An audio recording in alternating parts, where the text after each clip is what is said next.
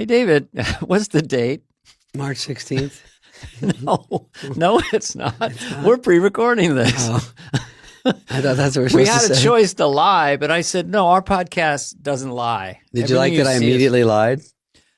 Well, look, I'm here to bust you on it. Yeah. That's why we're partners. That's true. Yeah, you lie like a cool breeze. You lie like a rug. You lie like a lie. We got Bert Kreischer. Anyway, on Bert Kreischer has a special out today. Razzle Dazzle. Is that Razzle it? That's a Dazzle. good name. Bert Kreischer You know, has a special Razzle Dazzle. by the way, Dana, I got a lot of good feedback from the Brendan Fraser show. Oh, okay. What And was this it? producer even said, he was in The Whale. You should do a movie about your dick called The Minnow.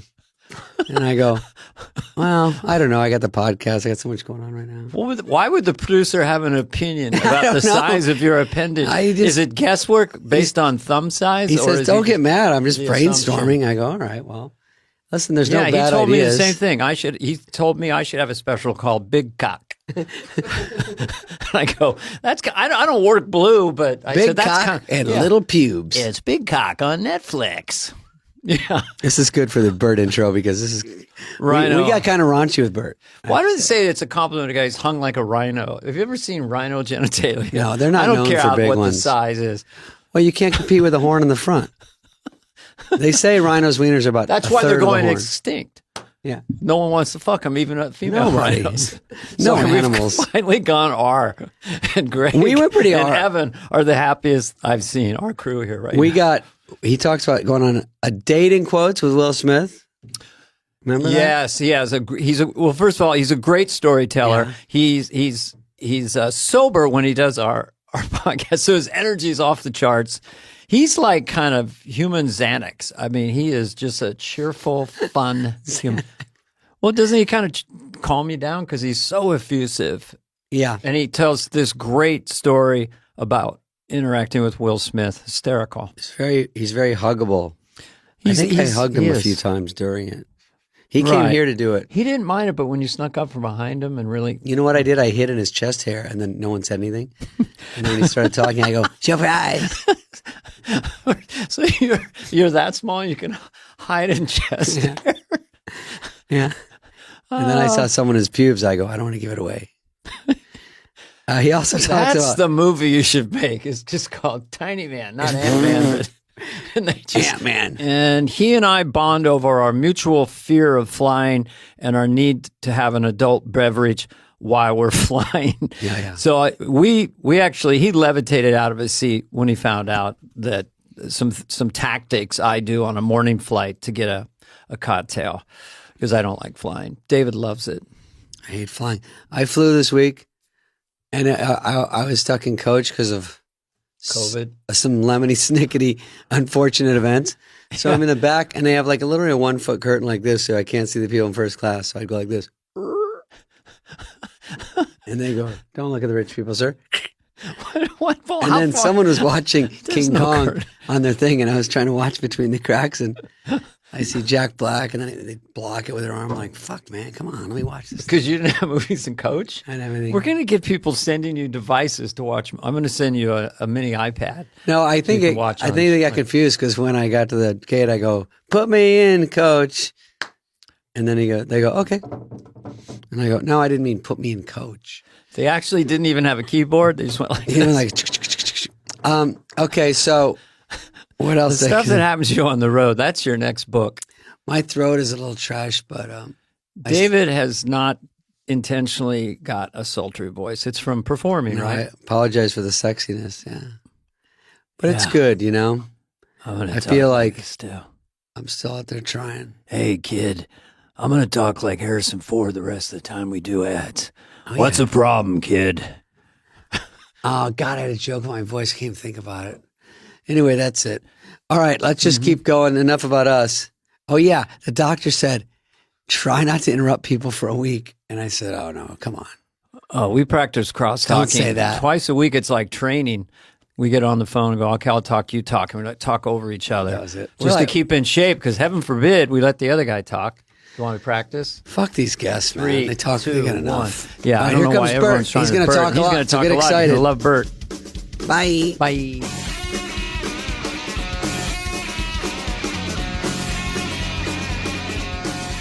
So I was going to do, I got an offer to write a self-help book. Here's my pitch, okay? I think you guys will understand this. Oh, definitely. We're all over this. I was listening to your podcast. I have more fear of flying and more neurosis around flying and having beer than you do, if that's possible. But we should fly together. So. I would like to go tit for tat on that because my flying has got... I remember one time, so I'm ritualistic when I fly. Before I fly in the shower, I have to wash every part of my body, and then I have to squat down like a cat and say prayers. And I do certain rituals in my prayers. I circle every family member in my family 3 times in case I die. I just make sure they're wrapped in love. And then I do... I'm going to sound like a fucking lunatic. My name is Bert Kreischer, guys. I'm actually a comedian. Bert, when I would occasionally get private jets provided for me, I would have the beer here. And going down the runway. Oh, we definitely have to fly together. Yeah. When we took off, that made the beer go, and that's as we took off. You would drink every time. Don't worry, we cut all the comedy out of this at the end. This is more of a self-help one with Bert. So I've done so in my rituals. I get through my rituals, and then one of the rituals was I had to respect the fear. Because if I didn't respect the fear, like these other idiots who were just sitting there thinking, I'm just going to work. Those are the fuckers that die because they don't respect the fragility of life. I'm respecting it by drinking my fucking face off and going, this is how we'll get there. Right. I mean, my flying got so bad that now I've flown this month sober, and in a weird way, I can watch the anxiety creep in. It's almost like a whisper, like an asshole friend. Yeah. Hey, Bert, I just want to remind you, you're going to die in a couple minutes. It happens in an instant. Yeah. You won't even know. You won't even care that you're flying. Yeah. You know, when planes make that noise, it goes, ee, like when you take off, I think they all do it. But in my head, I always go, this is what you hear in the movies when you're like going down. And I go, no one's even looking that this is a weird noise. Whoa. Well, wait a minute. There's always a point when I think I'll die David, on a flight. There's a new flight. This is a commercial flight, but there's the 787 10X. Like I know every plane. I do too. By the way, I know more about planes than pilots. That's so funny. I know everything. You're like my brother from another mother. I know the seats on every plane. I know where you don't want to sit and where you do want to sit. Yeah. So there's a keep going. The 787 engines are so quiet. It flies different than any other plane, and you can fly it from LA to Newark. Yeah. But you're doing all the short hops. But when I flew back, I took off completely. I just do my breathing. Nothing in me, because it's too embarrassing. 8:30 flight. Excuse me. It's embarrassing if you're Dana Carvey and you're putting back cocktails. When you're Bert Kreischer, respect. Let me tell you something. Double Jack on the rocks, lots of rocks. I That's only my drink beer, but my wife only wants coffee, so she'll get coffee and a Heineken. How the fuck did we marry these dead inside human beings who can have a cup of coffee and not respect the fragility of life? For me, she orders a Heineken for herself. Oh, hold on. Me, you, and Ric Flair. Me, you, and Ric Flair. Hold on. I swear to God, I'm sitting next to I drink mine and hers, and then I put empty bottles on her tray and go, I can't stop her. She's lush. Dana, I've never connected more with a human being other than my wife than you right now. Ric Flair and I are on a flight. Okay. I'm next to my wife. He's next to his wife. Yes. The lady comes back. She goes, can I get you guys something to drink? What time is it? 7 in the morning. Perfect. 7 out of Charlotte, I think. And, Charlotte's a motherfucker. It's a beast. Can I get you a cocktail? And she goes to Rick, and Rick says, double Bloody Mary for me and a double Bloody Mary for her. And he goes, interesting. So he comes over to me. Can I get you a drink? And I said, I'm going to take a double Jack on the Rocks. Do you want a double Jack on the Rocks? And she's like, my wife nods. Right. So we both get our Jack in the Rocks. What I do is I drink hers first because she's the alcoholic in this. Yes. And as I do it, I look over. Ric Flair's already murdered his wife's drink, and I go, I'm drinking like Ric Flair. Like we all have the same cheat code when we get on a plane. I used to fly with my producer for Travel Channel and pretend she was my wife so that I could make her drink and I could have her drink. Oh yeah. Oh, there's a lot of tricks of the trade. I used to have the early days. I'd have a bucket of 10 beers between my Jesus. I've way slowed down. I've gotten better. I don't fly like you do. Like I only fly 5 times a year, so I don't go on. Yeah, but you do too. You try to do a bus. I live in a bus. But I have to fly in and out, and I fly to do 2 Bears, 1 Cave. I fly. So my month will go. I'll have 1 week off. Right now, it's been 1 bear, 4 caves. Is that how it is? It just mixes up a little bit. There's bears and caves of all kinds. I'll go on the road. I'll do 1 week on the road. Then I'll do Monday, Tuesday, Wednesday in Austin to do 2 Bears. Then go back straight out on the road, and then I'll come home for a week.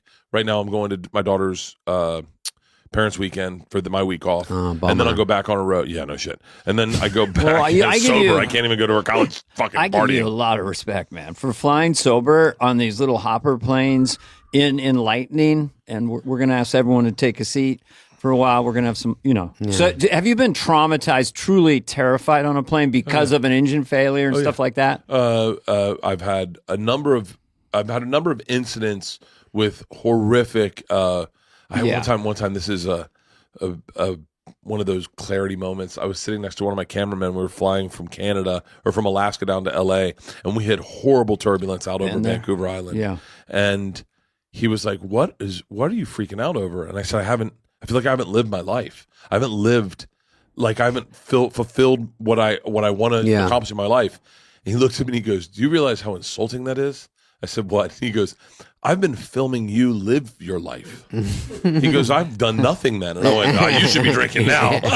That's a funny twist. Well, I've seen flight attendants burst into tears, engines conked out, emergency landings. Without the seatbelt, I'm not in the seat, things flying around. So then I think, aren't we kind of wired for neuroses in a way? If you're a sensitive instrument, you're a comedian, you're trying to notice everything, then I just find the whole premise. I've flown with you into Texas once. It's pretty wild. Well, I'm like powder. You get super calm. Yeah, I feel a lot of things. Water and I have used powder as an example, as a joke so often. and not a lot. The director of that got caught molesting boys. No.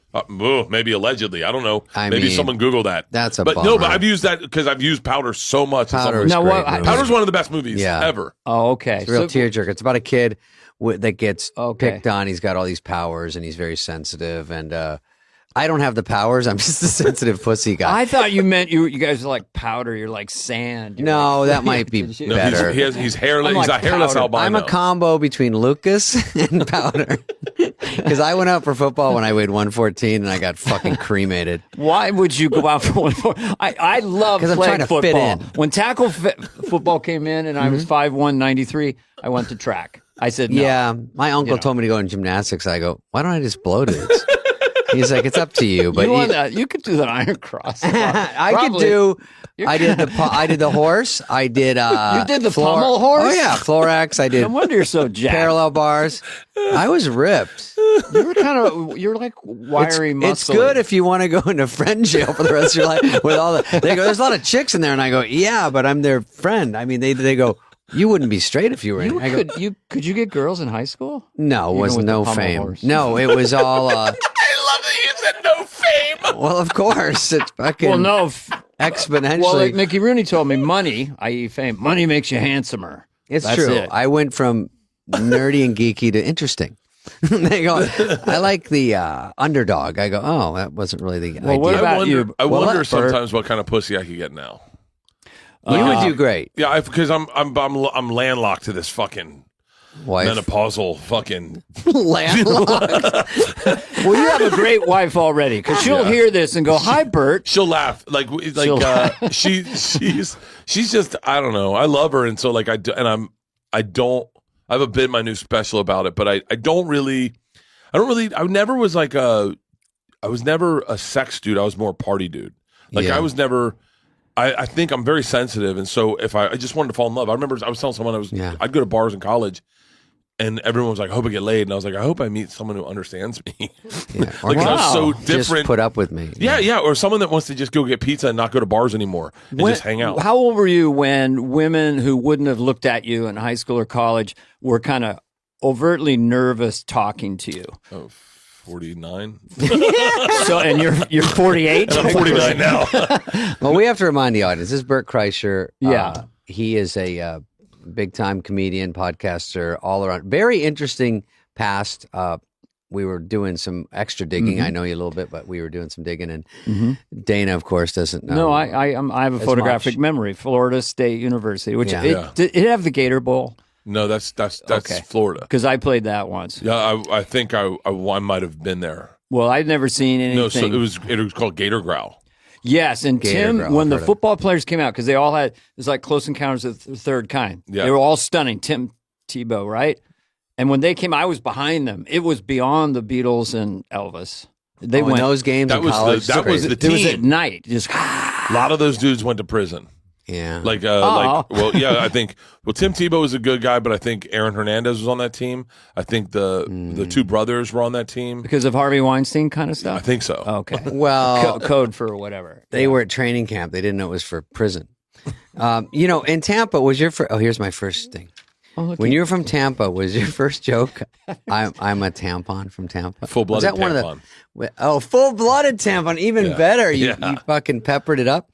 Well, because he was, I don't know where I'm going with this. Well, people don't know this, which is kind of interesting. If I'll just do it, then you became, like, the college was named the Party College of the Year. Okay. Yeah. And then somehow, how did you become the Party College Guy of the Year? Like, why? How did they find you? And then that you blew up from that. Well, I just answered a rough question about, like, what was the...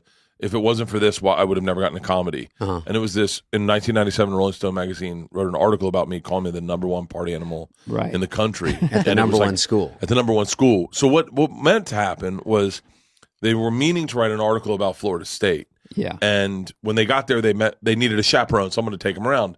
They found me. They just called up a bunch of people. Everyone was like, you should hang out with this guy, Bert. He's been here 7 years. He knows everyone.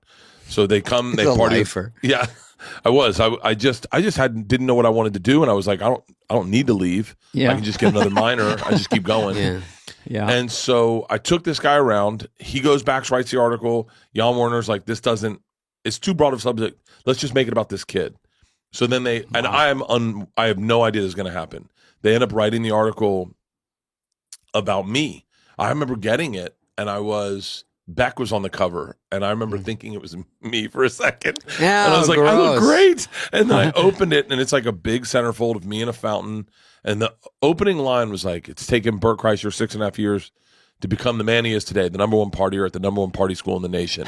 And it changed my life. Your life. Overnight. This is before fame was like a thing. Yeah. Like where everyone could get it. All of a sudden, I'm doing in college. That's there's a good no way point. To get Everyone is famous now. Yeah, there's no way under 25 to be famous back then. Oh, in 1997, the Real World and Road Rules had just started happening, like that within that era. That was the only way you get famous. Yeah. This comes out. I do morning call-ins all morning long. They just get my number, call my room, my house. Oprah's people reached out, wanted to have me and my parents on. I did just all these huge things. The subject was what went wrong. Yeah, I think so. Well, I remember Bert Kreischer, people. And I was an open book. I was like this kid who partied, and if you want to talk to me, I would be like, off the record? And they're like, yeah, sure, off the record, kid. No. And so I spilled everything, and then this radio station gave me an opportunity to stand up. They were setting me up to fail. Now, you guys would both know this. They had 4 comics that were road dogs go do 20 minutes before me each, and then I closed the show, never having done stand-up. Wow. Yeah. That's a setup. Yeah, it was a setup, but I killed. I had murdered. I murdered, just stream of conscious, probably Usually that was literally the first time? the literal first time I got on usually stage. the first time is good, especially if they said, In a weird this way. is his first time doing stand-up. Did they say that? I think it was implied. I think everyone knew because a lot of the people. I was also pretty famous at the school, so like everyone that showed up knew who I was. Sort of was a But trick. still, Yeah, a That's little bit. Coming, It's like Eddie Murphy getting on stage and everyone's like, "Oh shit!" And no, that's not Well, the same. But I got but offered Bert, a morning yes, show. That's amazing. I got offered their morning show from that thing. Oh wow! Yeah. To be like Zuko. I was going to be third mic. I was going to be third mic for like a couple months, and then I'd take over the show. You ever do a? Wow. I'm going to interrupt you. Do you ever do a phoner for a radio station? They go, hold please. All right, when we come back, you're going to be on with Zippy, Cuckoo, a bird, a parakeet, a robot, and Jim. He's going to be in the helicopter. All right, you're on. And I go, what's this? It's the Zoo Crew. Go, go. And I'm like, who am I talking to? They've had caffeine for 3 hours. Yeah, and they're like, it's Tommy and the Bull. It's usually a guy and an animal. And Shaniqua. They were always then a woman, a third. horrifically under, like just subtly racist as shit, but they didn't know it because no one was calling them on it yet. Yeah. There was one in Florida called the Q Morning Zoo, and they used to do Tales from Taniqua, and it was just a black woman ordering McDonald's, and it was like a 2-minute bit, and it was just a white guy doing what he thought a black woman sounded like. Oh, a white guy doing it? Oh, yeah, it wasn't a black woman. Yeah. Do you think they were going to go out and... Well, we had Flip Wilson. He did Geraldine. And that was what we used to do in high school. Geraldine. And we just see me do a character talk like this. Yeah. That was his character. And you're basically doing Geraldine. Yeah, Geraldine. Yeah. Now, so Bert, that sounds funny. Let's ask Bert about. Because we have to have some sort of SNL tie-ins because a lot of comedians, are brought up on SNL. You were just talking. You were just mentioning. You might do something with some. I don't know if you want to talk about that, but you were talking about movies and what's the secret? How I thought it was interesting. You just said that Tommy Boy and Blues Brothers were similar in the way that you thought Aykroyd was the Farley of that. Yeah, well, so okay. I mean, it's no lie. Like the you guys, your people, the people that you guys all know, the SNL and all the actors, all you guys kind of. I'm sure you know this, but you're responsible for not just my sense of humor, but my personality. Like, you when you're a kid, you watch certain people and you go, I'm that guy in our friend group, Or you don't even know it. You just try to act like, emulate like guys I would see Caddyshack. And you just, that's your whole life. I have now been every character in Caddyshack in my entire life. I've been Ty Webb. I've been Bill Murray. I think I'm Rodney Dangerfield now. Yeah. Like, I don't like, and so that all those people, like, I am a Belushi Farley guy. That's like, I read fucking Wired and was like, the first time I took a physical for a TV show, I did what Belushi did, where fucking smoke, drink, thing. And then the lady's like, hey, just so you know, you're not going to be cleared to do this TV show. Oh, yeah. And I was like, what? She was like, let's rip this one up and change our answers. I was like, I seldomly drink. So, but we were talking. We were talking with this guy, Ethan Cohen. Tom and I are doing a project, and we were talking about great buddy comedies. And both of you have been in the best buddy comedy movies ever, other than Aykroyd, who wrote whoever he starred with was always the other. Yeah. But we were talking about Tommy Boy, and we were saying that immediately you think Belushi is Farley and you are Aykroyd, but when you look at Blues Brothers, technically Aykroyd is Farley and Belushi is you, because he's more straight laced. Yeah, he's the kind of straight man in the entire thing, and Aykroyd's the one who's putting super glue on the pedal, and he's doing all the tricks. He's the one driving crazy. It's so fascinating, especially when you start going back. Like when you look and realize half of Bill Murray's movies are movies that were supposed to go to Belushi. Like Ghostbusters was supposed to be Belushi. Right. And then you realize, because Belushi's real strength wasn't, I know it sounds crazy that we all see Farley as Belushi, but that wasn't Belushi. It really wasn't. He was in Continental Divide. He was, everything he did was a little more straight-laced. The only thing he did was Animal House, but he didn't even fucking speak. Yeah, but that was kind of the physical comedy. Put the marshmallows and in it was his such mouth. a crazy movie around him, and he's the star of it. He looks like, and when he does popping the zit and toga. It's all physical comedy. Yeah, he didn't. But he does do his eyebrows, he does facials, and I think he wanted to do more straight stuff, and so did Farley. So when Belushi does Continental Divide, which not everyone saw, but I thought was interesting with Aykroyd, I think people were a little disappointed because they weren't as crazy as what you thought it would be. Yeah, or Neighbors. Oh yeah, Neighbors. Neighbors was where they flipped the roles. Yeah. At the last minute, he goes, I'm going to play Aykroyd's part. You play my part. And I'm thinking of Neighbors. Yeah, Neighbors. Yeah. When he goes, stop switching those cups, George. It's a shotgun, or it's going to be Pump City. Yeah. But I go back, and this is maybe you guys will know more about this, but what about Some Like It Hot, right? Okay. Who was that? That was Jack Lemmon and Tony Curtis. Tony Curtis. And Marilyn Monroe. 1962, 1-2. So is the dynamic when you play two people, when you look at Wayne's World, and I hate to use you and Farley as the example, but that's like probably the clearest to everyone that like you're Farley, Mike's Spade, right? That's an interesting question. I think that Mike and I, which it ended up working out so nice, that we just have different styles, but they melded. So we were both being funny in a different way. Like I love when Errol wasn't extremely opposite. Me and Farley, I think, were more supposed to be opposite. And I think you were reacting to his shenanigans. But Mike, a lot of times, will look to the camera and point to you like this guy. Right. Like someone's got to be the voice of reason or something. And someone's got to be. Well, that's true. Mike would, if there was off and on, some storyline he had to deliver, he would do that. I was just sort of outside of everything. in my own little world. Me meaning Garth. Yeah. Just sort of. But I loved it. I mean, I love the part where like Tom Hanks said to me once, isn't it great to be the guy next to the guy? Because it is Wayne's World, but I got to just kind of float around in it. Oh, it's so But funny. you get the score, yeah. I see that as different. The focus is on you. In what way? I don't know. Better to be the guy?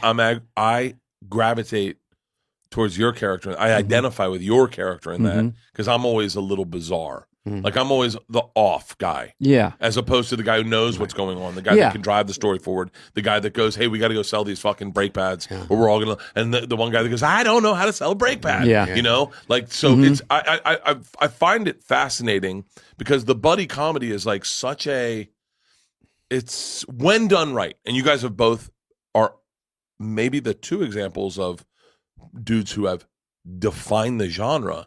When done right, it's that's fucking, cool. It's you know that, right? They're not around as much as they used to be. Even like 48 Hours. Comedies aren't around the way they used to be. R-rated comedies. Isn't funny, but for some reason it's funny, right? Like, I mean, it's not such a cool movie. It's such a cool fucking movie. Because Walter Hill made badass movies. So it has a coolness to it. And Nick Nolte is straight. And then they let Eddie kind of, when he went into the bar and did that, at the time, it was kind of incendiary, deconstructing all the cowboys and stuff. Dude. Yeah. I mean, what a cool role for Eddie Murphy to play. Trading Places. Trading Places, yeah. Trading Places, I'm thinking Eddie of the Murphy fucking makes Places was great. Eddie Murphy makes Another no one. sense to me because at 19, to be who he was, take over SNL, kick ass in the movies at such a young age. But it's kind of common. keep your head on. Woody Allen was supporting his parents at 16, writing jokes. Bob Dylan was really young. John Lennon, Paul McCartney. Sometimes people just have it at like 20, 21, and they're superstars. I did not. And Eddie was one of I those. really did not. Like, I was the... Me neither. I was a waiter till 24, but I was a damn good one. I was the 35-year-old going into people that owned houses going, how do you do this? Like, It's terrifying to own a house. I didn't own a house until I was like 39. Like I was really late to the game. Like I didn't get any success until I like worked and stuff, but I wasn't. I look at like when I look back and I look at people's careers and when they popped, I go 32. What the fuck? Yeah. How did you know how to take a meeting with adults? I take meetings now and they're all my age. Like I don't ever take meetings where I'm talking to someone older than me anymore. I mean, seldomly. So when you popped after that whole college thing, did you go in the clubs for years? Oh, no, I didn't pop. You didn't? Oh, no. No, you still You had didn't. one big night. I had one good night. Okay. That I decided that I go, I'm moving to New York. I was like, I'm gonna move to New York. And you got the bug. Was it AIDS? It was monkeypox. So Monkeypox. AIDS adjacent. You got the showbiz bug.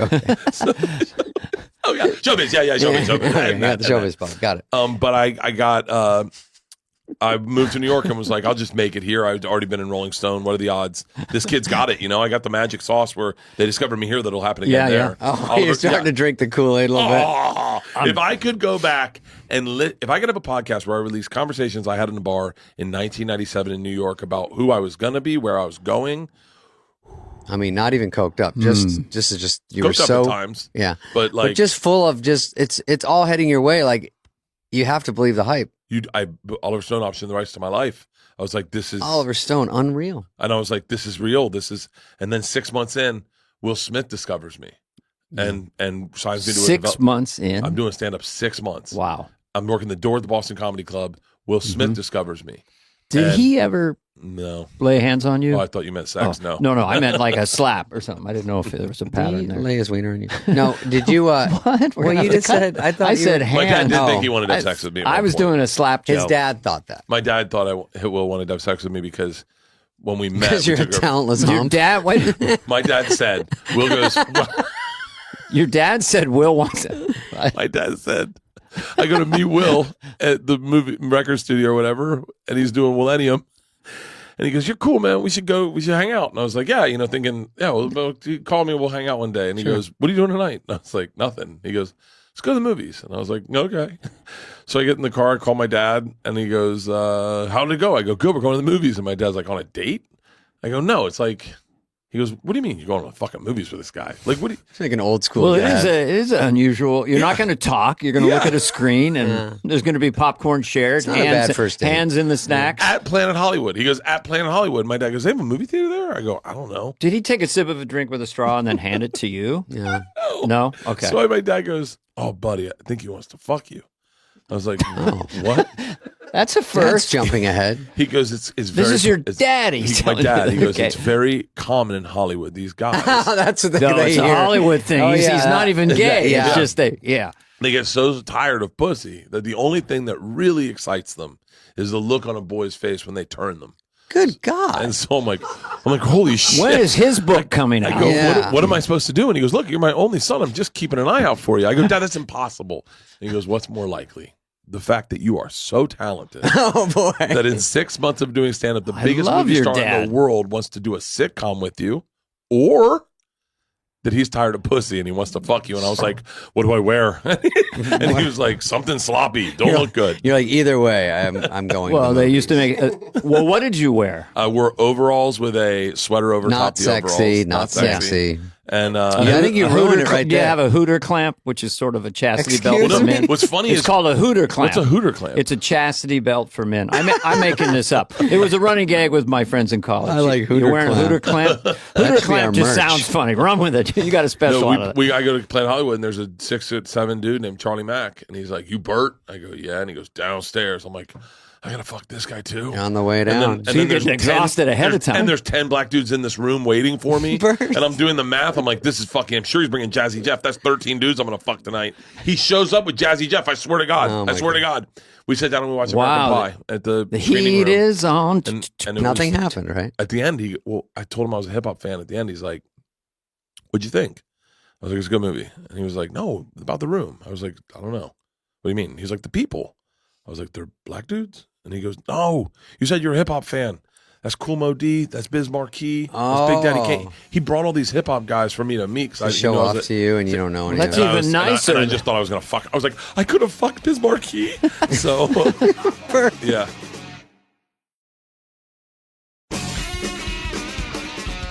I just texted my manager, and he's going to try to book Will on your podcast. So I would You love to. guys By the have- way, that if he, I think he's. That's a in- good story. He's in comedy timeout right now. Like no one's giving Right. him a break. I would love to have him on my podcast. Yeah. and my podcast is a lot bigger than the fucking Today Show. Yeah. and Well, he might do because you do know him, and he did think you were talented Yeah. when people No, weren't that's a nice clamoring thing. for you. Because didn't that lead to others? But by the way, when he was in college, Bert? they did when Oliver Stone optioned that movie, yeah. and then it didn't pan out, but they did do Van Wilder, and then that was pretty much based on you, correct? Pretty Or much. We don't I mean, know. look, We don't know. I don't know because I wasn't in the production. It's weird. I had no problem saying that until I made a movie. Once you make a movie, you realize just how many people go into actually making a movie. Then it feels really cheap to be like, oh yeah, they read my article, you know? Yeah. But yeah, that's the rumor was that the people that wrote the script when the option fell out with Oliver Stone, they just sold it to Van Wilder or to National Lampoon, and they just changed some names Changed the and name. just made the movie. Which I mean, I had nothing to do with the movie. I didn't write it. I didn't Yeah. star in it. I never made any money from it. I mean, I've never even seen it. Right, but you're saying it's eerily similar to All my friends' names are still in it. So And it's just for a second, because you mentioned it, it's interesting that my podcast is bigger than the Today Show. That this idea of television It's true. and podcasting is sort of it's something's going on. well, I if mean, Will Smith does an interview on the Today Show, I mean, I'm not shit on the Today Show. I've no, done the you Today could Show, say morning but or like, television, basically. I'll Yeah. say every late night talk show and every morning talk show. If he does an interview on there, it's going to be very crafted. It's going to be very sterile, and it will Commercial breaks. Yeah, and all maybe that. it'll get, I don't know, probably get big numbers for them. But if he did my podcast, or if he was did an episode like you did, and was a guest bear on Two Bears One Cave, multiple million people will hear him be a little more honest and a little more clear Right. with his words. I think it'll be a better look for him. And comedy fans are there. And he can say whatever he wants. Say whatever he wants, and also we'll also help him if he says something fucking foul. We'll edit it out for him because that's how podcasts God, are. I'm so glad we started this podcast. Dude, Yeah. your podcast is huge, and it's. I mean, I don't know if I mean, you guys are a little bit, and I mean this respectfully, but you guys are a little bit traditional media in that you guys are both movie stars, so that you have publicists, you have agents and managers, and some things that we kind of forego. Publicists for me don't really do anything, because the first thing they say is, can you get on David Spade's podcast? Can you get on Joe Rogan's podcast? And I go, I just call them. I don't need you to do that. Could you tell we were a little more straight-laced when you were telling the Will Smith story and we were shitting our fucking pants? We're just thinking. No, you're good about that. Well, you're good. I remember saying something shitty about Britney Spears, and you pulled it out of your show, and you whispered to me, "We'll pull that out." Oh, about Britney, because you're like, I don't know, but I remember you saying, "Yeah, I don't like shitting on people because it doesn't." And I heard you say that. And my whole thing was talking shit on podcasts. Yeah. And then one day I was like, I'm going to go on Rogan, and I'm not going to shit on anybody.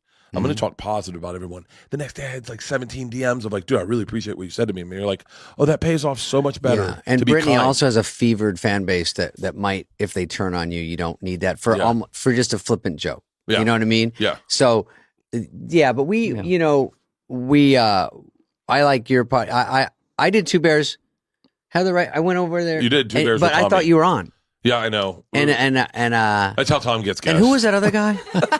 Tommy Segura. He lives in Austin. He was nice. He's a local Austin comic. No, Tom was great. Tommy Segura. Tom flew in to do it. Yeah, Thomas Segura. He came in to do it, which I thought was really super cool. Yeah, I was bummed you weren't there, but Tom and I had a blast. Yeah, it's fun. It's a fun hang, and the fans that listen to both our podcasts, Your Mom House Bertcast and Two Bears, are like comedy fans. Yeah. So you can take big swings at shit, and they'll forgive you if you fuck up, and you can take really dry, you can take really weird comedy moves. Like you're going to Largo and doing a set. Like you're going to where you go, I'm going to try stuff. If you're sharp comedians or you're sharp fans, then you like these type of jokes. But is there a little bit of a sea change even with your audience of accepting more stuff because of the period of time of you can't say that, you can't say that, you can't say that, or you've been the same all the way through? You can say almost anything. But could I do a Indian accent, Chinese accent? Yeah, I mean, I think but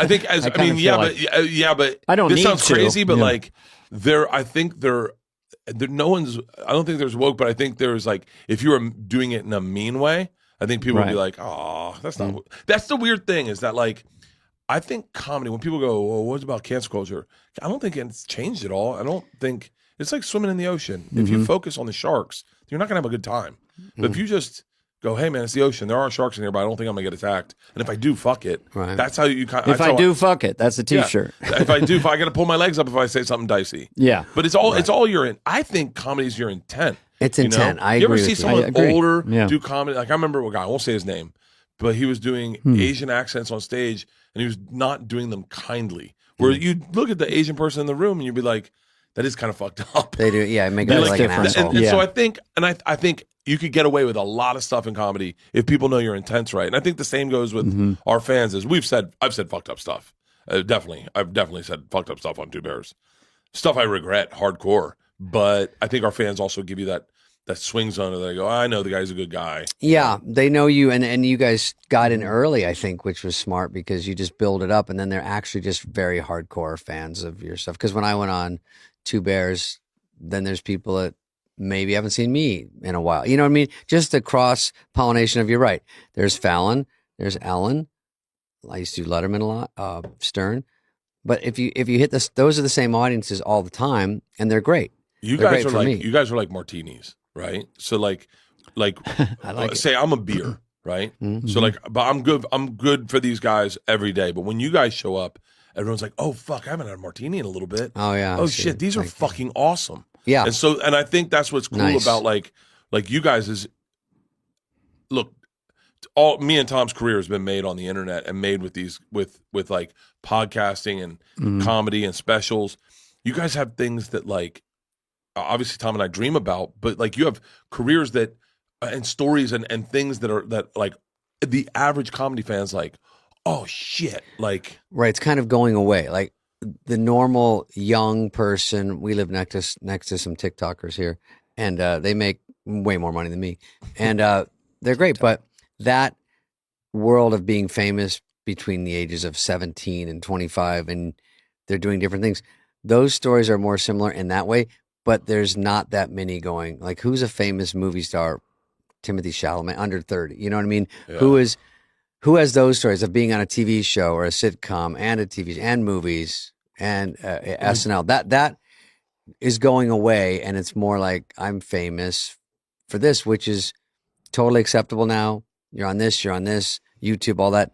It's just a different world. So we're in a world sort of going away, and it's fun to mix them up, because you have great stories. You're like Theo in the way that Theo Von, where there's so many crazy fucking things that I hear that you do. That like Theo, anything you say goes, oh yeah, you go, I'm gonna order some ribs. Oh, in 5th grade, this girl had ribs in her forehead, 12 ribs. No, for real. And then he she was pregnant. Rib cage. And you go, these are a million things that happen to you, and you're sort of like that, where it seems like you have an endless amount of things that actually happen to you, and that keeps it going. That's hard. It's hard to be interesting.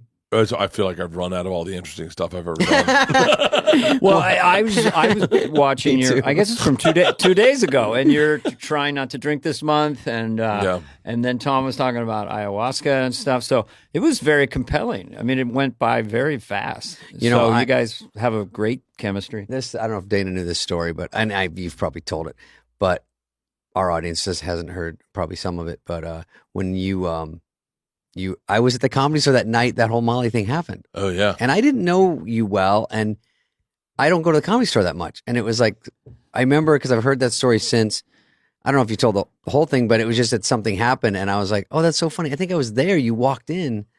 I just happened to be in the green room, I think with Adam Egget or someone, and then you were like, oh, shit, something weird just went down. Yeah. And then... I don't know this story. I had to fly to start my tour. This is probably 2019, I guess. Yeah. And my buddy Ari Shafir, great comic, was in town. And I was like, well, why don't we do a podcast? I go, it would be perfect. We'll have some sunset drinks in my backyard, have a cigar. I'm going to have dinner with my family, and then I'm going to bounce, go to the airport, and I'll be fine. He was like, great. And he, as we went into I have a man cave built by the TV show Man Caves. So in my old house. And so he said we should do a shot to celebrate for tonight. And I was like, okay. I mean, I don't need to do shots. I'm not like a huge shot guy, but I was like, all right, whatever. So we did a shot of scotch, which is an odd thing to shoot. And it tasted off. And so then we start doing a podcast, and like an hour in, my face is just kind of warm. I'm like, I feel fucking weird. And Ari is, like, obviously I love Ari, and we're still friends. But he's like, do you? Do you feel weird? And I was like, yeah, I do. And he was like, maybe you're on something. And I was like, I'm not. Trust me, I'm on blood pressure medicine. I don't take anything. And he was like, maybe you're on something. Maybe you're on Molly. Okay, I'm going to tell you something. You can't be mad. You got to promise not to be mad. And I was like, mind you, we're doing a podcast. And so I'm like, what? And he goes, I roofied you. I gave you Molly.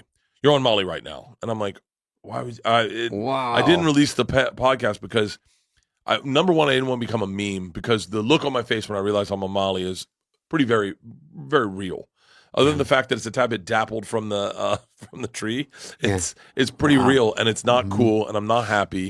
And my cousin comes over, and I'm on Molly, and I called Joey Diaz. Joey Diaz, I just called him, and the podcast kind of falls apart. We're still recording everything, right? But I'm freaking out. Sure. I'm like, what? I'm like, dude, I'm on blood pressure. It's making me nervous to feel like you're on drugs and you don't know it, and then how weird you would feel, and then and I was like, I have high blood pressure and like, what the fuck? Did you consult my cardiologist? Like, I'm not supposed to do. What if I have a stroke? And he was like, well, you have a stroke. I don't know what to tell you. Sounds like a really good friend. Good. It's good TV. That's where it's problematic, is that he is a good guy, but there's a broken part to Ari where he also finds this very entertaining. Maybe not now, but at the time. Right, and you guys all push it with different things you do, and one goes too far, but it's more it could be really funny. Is that an ecstasy, or is it? It's ecstasy. Yeah, okay. And so I called Joey Diaz. Doesn't sound like the actual ecstasy of happiness. Molly. Oddly enough, this is the panic moment. Where it hits me. I've gotten like that in drugs. Yeah, and I'm just like, I remember, the feeling of going, I don't want to be on this. Yeah. But there's no getting out of this. So it's like almost like a claustrophobia. It's scary because you're stuck for hours. Yeah, I go 4 hours. It's going to last 4 hours, and I have to be on a plane in 3.5. Ugh. And so I'm like, I call Joey Diaz. I God bless Joey Diaz. I said, Ari just slipped me Molly, and I didn't even finish my sentence. He was like, dog will be there in 15. He comes over in 5 minutes. We live near each other. He's in the backyard, and he just calmed me down he took Molly also, I think, and was like, "Dog, we're all gonna be fine. If we die, we die." And I was like, that kind of made me comfortable. Yeah. We don't do the podcast. We don't finish the podcast. We just leave. Yeah. He leaves. We pull my wife into the bathroom, and my cousin's with me. My cousin was my tour manager at the time. I was like, listen, I'm going to tell you something, but I need to not take care of you right now. I need you to not lose your shit. Mm-hmm. But I've got to pack for a flight. I don't want to see the girls. I've been slipped Molly by Ari, and I'm blowing up right now. Like, I'm losing my fucking mind. And, man, she fucking livid. I could see it in her eyes. And she's trying not to, probably, because she doesn't want to flip you out. Yeah. And she was like, where is he? And I was like, oh, no, not where is he's he? gone. He's gone. She goes, okay. She goes, don't worry about clothes. Grab your backpack. Go to the Comedy Store. Go have a drink. Go to the Comedy Store. And then go to the airport. Don't go to the airport now. And then she was like very specific about go find a bar, go relax somewhere, have fun, whatever. Let the drug try to wear off, and then get yourself to the airport. But don't show up at the airport on drugs. Show up to the airport as close to the getting out of your system as possible. Oof. So I got my cousin. And I went straight to the. So I did see you. I was thinking, maybe went I'm to thinking the Comedy online. Store, and I walked into the back. It was the back bar. Yeah. And you were there with Whitney Cummings. Okay. And Adam, and they're like, hey, how you doing? And I was like, not good. And you're like, what's going on? And I was like, I just got slipped Molly. And then literally Ari walked in, and he goes, it's feeling good, huh? And by the way, it was feeling amazing. It was like I was. Oh yeah. It was. I was going to ask, what are you feeling? It felt just euphoric. Like you wanted to touch people. You wanted to be touched. I felt euphoric. So you're not really mad. You're stuck in it now. Now you're. I now realized. you're feeling okay. This is the moment I realized how strong it was. As I packed my backpack, I realized I had left my iPad on my last flight. And instead of being angry, I thought, I bet that person needed an iPad. And I was like, that's a weird fucking thought. Yeah. I was like, I just gifted someone an iPad. Yeah, let's go to the store. So I just kept drinking. I got on a plane. I was not wearing off. It lasted way longer than I wanted to. And you had to get on this plane, obviously. Or you say I would. I had to, yeah. Out, yeah. This is, and so I got on the plane. How's your your auto? I mean, how are you walking and how are you? Walking fine. You're very dialed in. Okay. You're very dialed in. You're not stumbling. You're like. Supposed to be fun. Yeah, it's a lot of fun. I mean, Molly delivers. Like, there's a few drugs that go, hey, man, I promise you I'll be what you want me to be. Well, as you know, That's why they psychedelics sell it at have become a big part of kind of mental health and people who are toward the end of their life, and it's this reset. So we'll get to that later if it had lasting effects. But what happened next? I get on the plane, very chatty. Very talkative, guy next almost to, feminine guy. I remember I was rubbing the dude's hand next to me, like I was like just had my hand on his hand, and he was like, and I was like, hey, listen, I got to tell you a secret. I got slipped Molly this afternoon. Hey, total stranger. I'm going to use that next time I'm at the airport. I got slipped to Molly. Can I get my the guy was a fan. The guy was a fan. He knew who I was, okay. And so I told him, and I said, you're going to hear about this on a podcast. I'm sure we're doing Rogan next week. I'm sure that'll come up, but just know you were sitting next to me when this happened. And I'll be dry humping your leg for the next. Shut the fuck up. And then it's that great line from Stripes. Is it Stripes? And then depression sank in, and I woke up the next day totally depleted of dopamine, totally panic riddled, totally like depressed. What the fuck just happened? Did I fuck up my career because I wasn't cool about it? Is this like, and Whitney Cummings called me immediately, and I was like, what do I do with this podcast? Whitney Cummings like, you do not release this podcast. That is, you control your dialogue with your fans, and you do not need them to mock you because you weren't like the cool guy getting slipped Molly, like, that's what's up. And so she goes, you don't want to become Crying Jordan. And so Crying Jordan. Whitney is the first person I talked to. I talked to her a bunch that week. I got a few IVs. I got an IV, and the Molly kicked back in. Really? Yeah. And all of a sudden, I was like, really? That's great. And I was about to go on stage. I had to do two shows, and I was like, "Oh, what's up, St. Louis?" So Molly was and just you're late still a little bit flying. Oh, wow. Yeah, and so whatever was in the IV, it just booted it back, and I was shaky. And I got on stage. I had to do two shows, and then Ari and I didn't. And then we did Rogan. And, it's interesting because everyone's take, like Tom and Joe's take, personally, was very honest, and like that was really fucked up, man. Like that's like dude, we love you, like this and that. And then we did the podcast. You know, Tom and Joe were like, dude, how cool, you know, whatever. Clowning on you. They're making fun of me because I didn't love it. But I think they also came out, I don't know, look, whatever. You say what you say on a podcast to get laughs. Yeah. And so Ari and I didn't talk for like a whole month. We had to do Sober October then. That was the last Sober October I did until this one because it destroyed Sober October. Like no one chatted on the chat thread. No one kept in touch with each other. No one spoke. It really kind of drove a division between all of us. And then at the end of the month, Ari's like, called me. I was in Connecticut, and he was like, I really fucked up, didn't I? And he had called a number of times. I wouldn't answer his call. I was like, yeah, you did. I was like, you know my thing. You know, like we all got our mantra that fucks with our heads for whatever thing. And mine is, you think I'm weak because I'm a nice guy. You think you can step all over me. Yeah. And so, guilty. Yeah. Me too. It's never. Yeah, but a nice guy is usually a nice guy until he's not a nice guy. So you don't ever want to see the other guy. Bad, yeah. Yeah, and I told him, I said, you know, that's how I feel. You know that's the thing that fucks with me. I've talked to him so ad nauseum about how I feel about X person stealing a joke or taking advantage of me. Yeah. I go, and you did the thing that makes me, you did it publicly. And he was like, oh, I don't think I saw it that way. And so I fucked up. And my wife my daughters hate him. My daughters hate him. We'll never, like I was texting with him one time. I just texted me and I texted back. My daughter, Georgia, saw it. She grabbed my phone. She goes, no. It's like a bad breakup. He's like, you're not still talking to him. She goes, Dad, imagine how you would feel if you saw me replying to a dude who had drugged me. And I went, whoa. That's a pretty mature young woman. How old was she? She's, at the time. 16, Is this guy going around? I don't know him, but is he still slipping mollies to people? Okay, yes, he travels around and goes to different states. He's a good guy. It's crazy that I say that and people like he's gotten in a lot of trouble for being who he is, but who he is this really. I mean, you know him. Yeah. He's not a bad guy. No, I'm saying that it's always a bad sign when you have to say that. You're someone trying to do a bit or do a joke. It went too far, and he probably learned holy shit. We went to a bachelor party. We went to Mark Norman's bachelor party together. I'm still friends with him. I'm very good friends with him. And we went to the bachelor party, and he pulled me aside before the bachelor party started, and he goes, I just need you to know. I need you to know. I would never slip anything in your drink again. I need you to know that you can be comfortable around me. And I was like, I got you, buddy. I was like, please don't slip something in my drink. Because that's part of me goes, well, that's the funniest joke. If he does it again, and he's like, he's like, is it still not cool? Bert, do you think a little bit of his rationale was like, Bert's going to have a good time on this. He's going to have a great story with this. This is going to be a cool experience for him. Maybe. I think, you know, people see me drinking on a plane and then they go, God, this guy parties. And they don't realize that drinking on a plane is attached to something a little different. And so I think people think. Yeah, you're not partying. You're just trying to survive the flight and not have a heart attack. And I think people assume a lot about me not knowing me. They think I'm drunk every time I'm on stage. I never drink on stage. I never drink on stage. I mean, I have obviously, but like if I do a show, I'm sober. Well, I just look at your Wikipedia. I look at the 3 specials in 5 years. I look at you did a tour last year, like a stadium tour. I mean, the workload is so extreme that it would crowd out drinking time.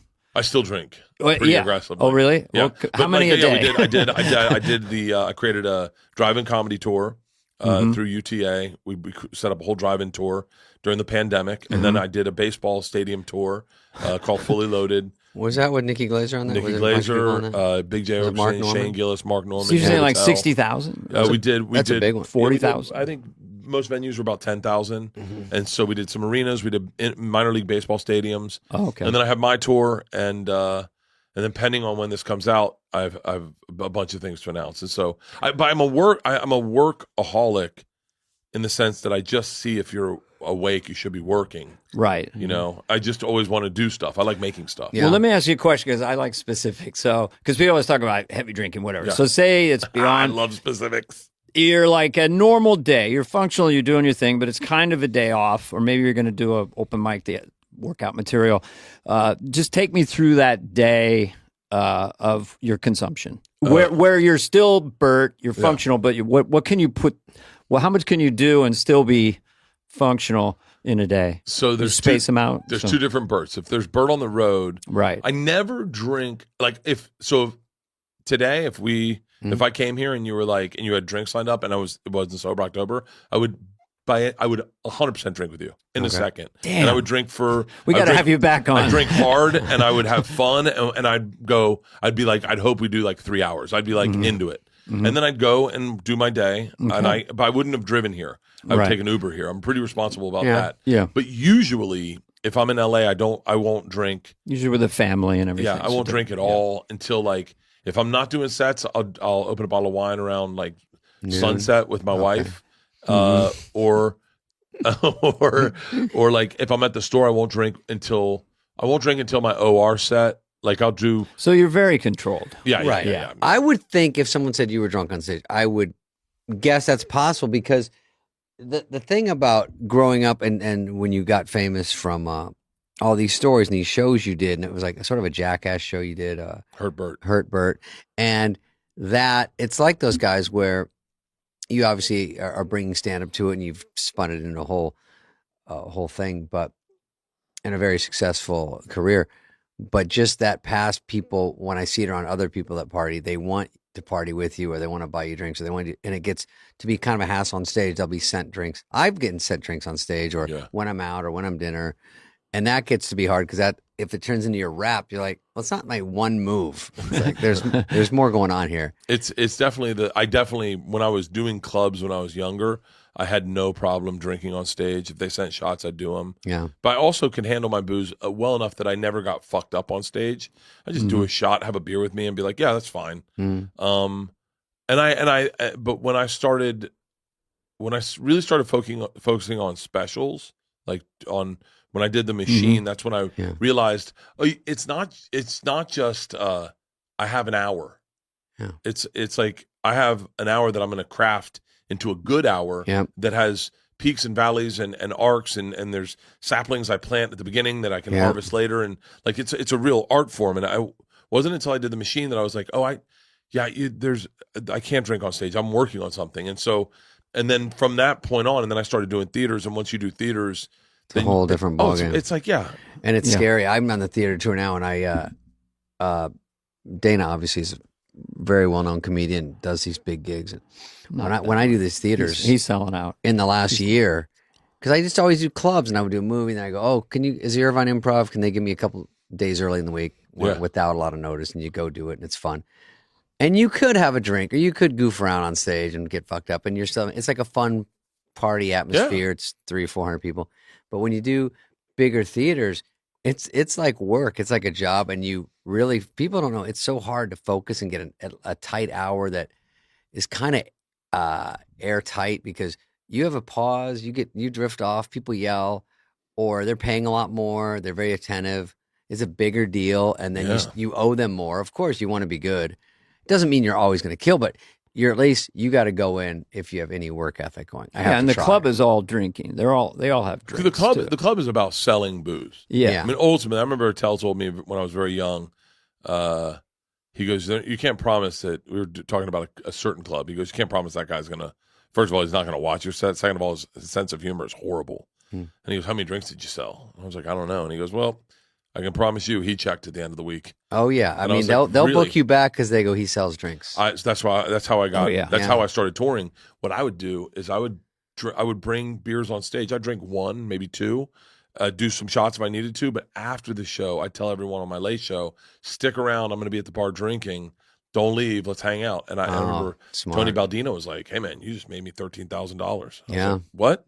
He was like, I'll bring you back definitely if you keep doing this. So I would set up bar games. Yeah, that's a good and trick. Be like, we're going to gamble after this. Everyone out there, it's a $20 buy-in, $5 rebuys. We're going to see if we can throw a ball from across the bar into a hoop. First one gets the pot. And so dudes would be like, fuck, we'll stay. And then they order drink just while they're waiting and watching. Yeah. And so we instead of going somewhere else to go have another drink, they go, let's just stay here and watch what's going on. Yeah. And so I used to do that a lot. And then I started doing these call in sick to work shows where I'd tell them. I love it. I'd tell the club because I was like, hey, open up at 10 a.m. It's like it's St. Patty's Day. Open up at 10 a.m. I'll go do radio, and as soon as radio is over, I'm coming over to the club. We'll tell everyone to call in sick to work, and we'll just do a show at like 11:30. And those would sell out in minutes. I mean, I'd call in ahead of time and be like, to Tampa or Philly and do you be like, tell the radio station? Is that how you do it? I You call say it up. on the There's air? all my friends like Preston and Steve in Philly, or Elliot in the morning, or Cowhead. I'd be like, yo, I'd call in 2 weeks ahead of time and be like, Monday on the 16th, I'm doing a call and sick to work show, and immediately they would sell out. And then I would hold true and do radio. I'd drink on radio. Yeah. And like party on radio, and then me and the radio station, we'd hold like 20 tickets for a boss who wanted to just. It was really fun. Boss would be like, "Hey, I'm shutting down shop. You got tickets for me?" And we'd be like, "Yeah." So they'd all come in. It was fucking awesome. You can only make $5,000. That was the nut.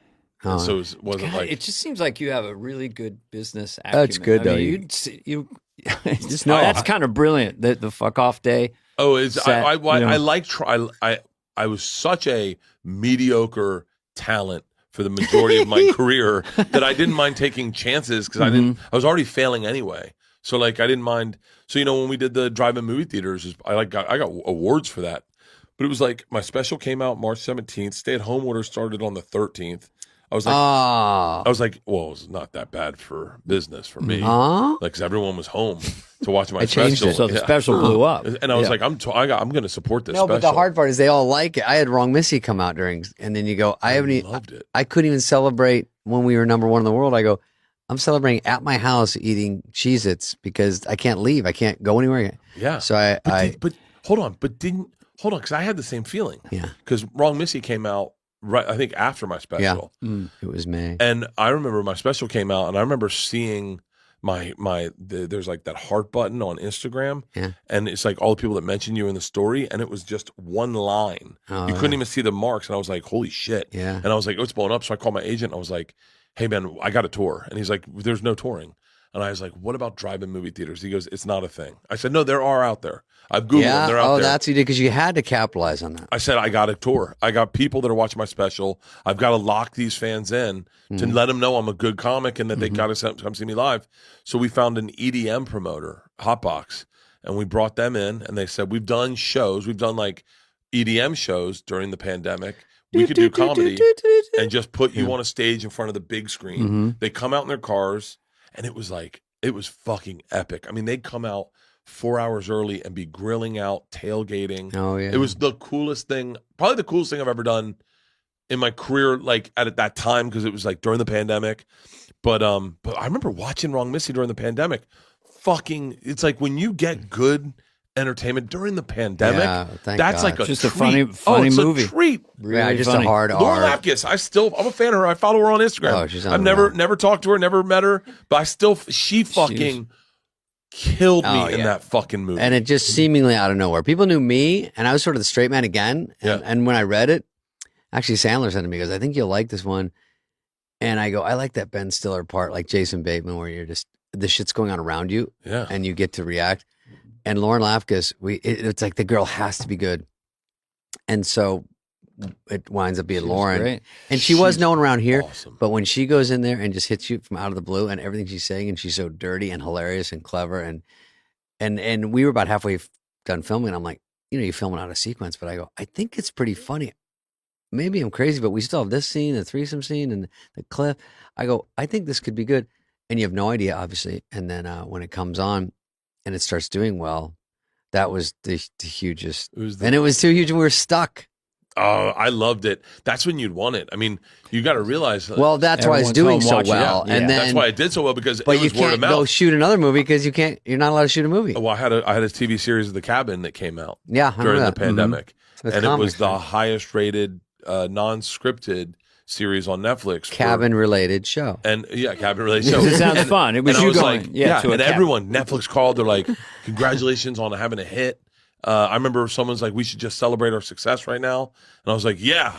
And then they didn't. They're like, "Well, we'd love to do more, but we're in pandemic. Can't do anything. Can't do anything." And for then 2 it years, loses some heat. Is it going to come back then? No, I'd love for it to. I would. At the time that we did it, I was so nobody that I couldn't get anyone famous on the show, so it was just comics. It was just all my friends, Whitney, Bobby, Donnell, Tommy, Joey. I just got comics on, and it was obviously it's guys who are good at podcasting, so we didn't have any script. We just improv everything, and they're funny, so there's something funny's going to happen. I think we had We had a soft commit from you, Sandler, and Norm. Because Adam Egget was working on it with us, and he was like, I might be able to get, and I think, guys. And he was like, what would you do with them? And I was like, oh, you're being fucking serious. I was like, well, the problem is I would have just sat with you guys and be like, can you guys walk me through all my favorite scenes? So it would have been nothing but. By the way, Spade, go fight that bear. We got 2 cameras on you.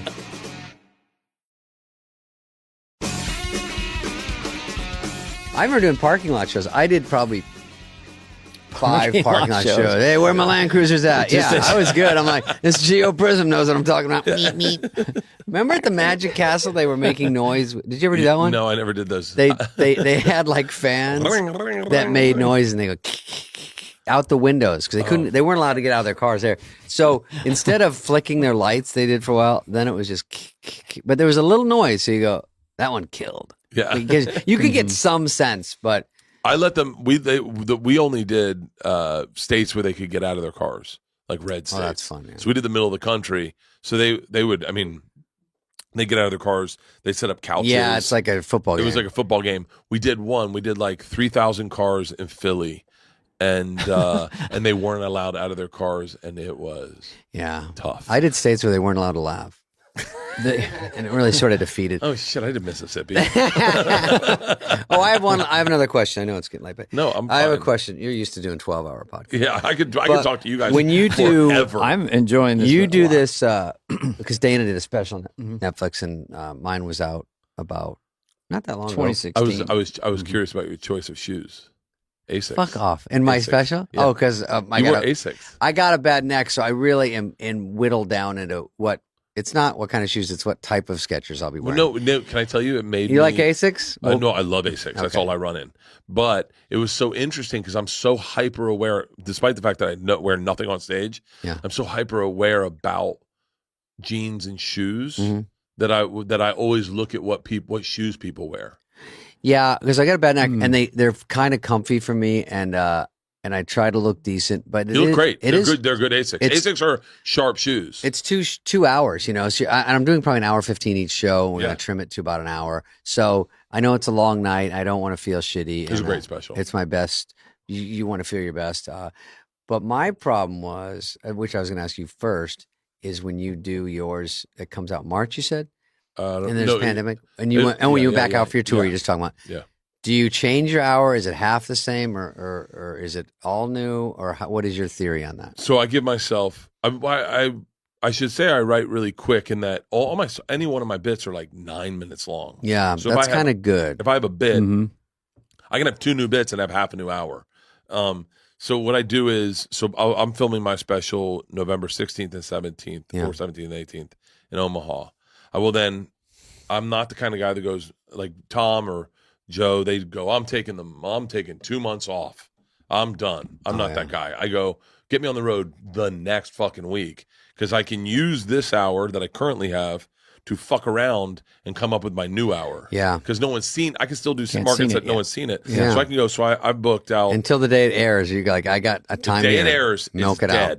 It's dead. That's a hard part, because I keep some, but I whittled out. I probably the next day took out half, 30 minutes. Yeah. But it was too hard because it came out 2 months later. It wasn't like, we're going to sit on it for a while. I go, it's got to come out sooner. Some of the jokes, they get stale. You know, you just want them out. Comedy doesn't sit well on the shelf. So I'm whittling. It's almost all gone now. There's a couple, but no one said anything. It's kind of an unwritten rule.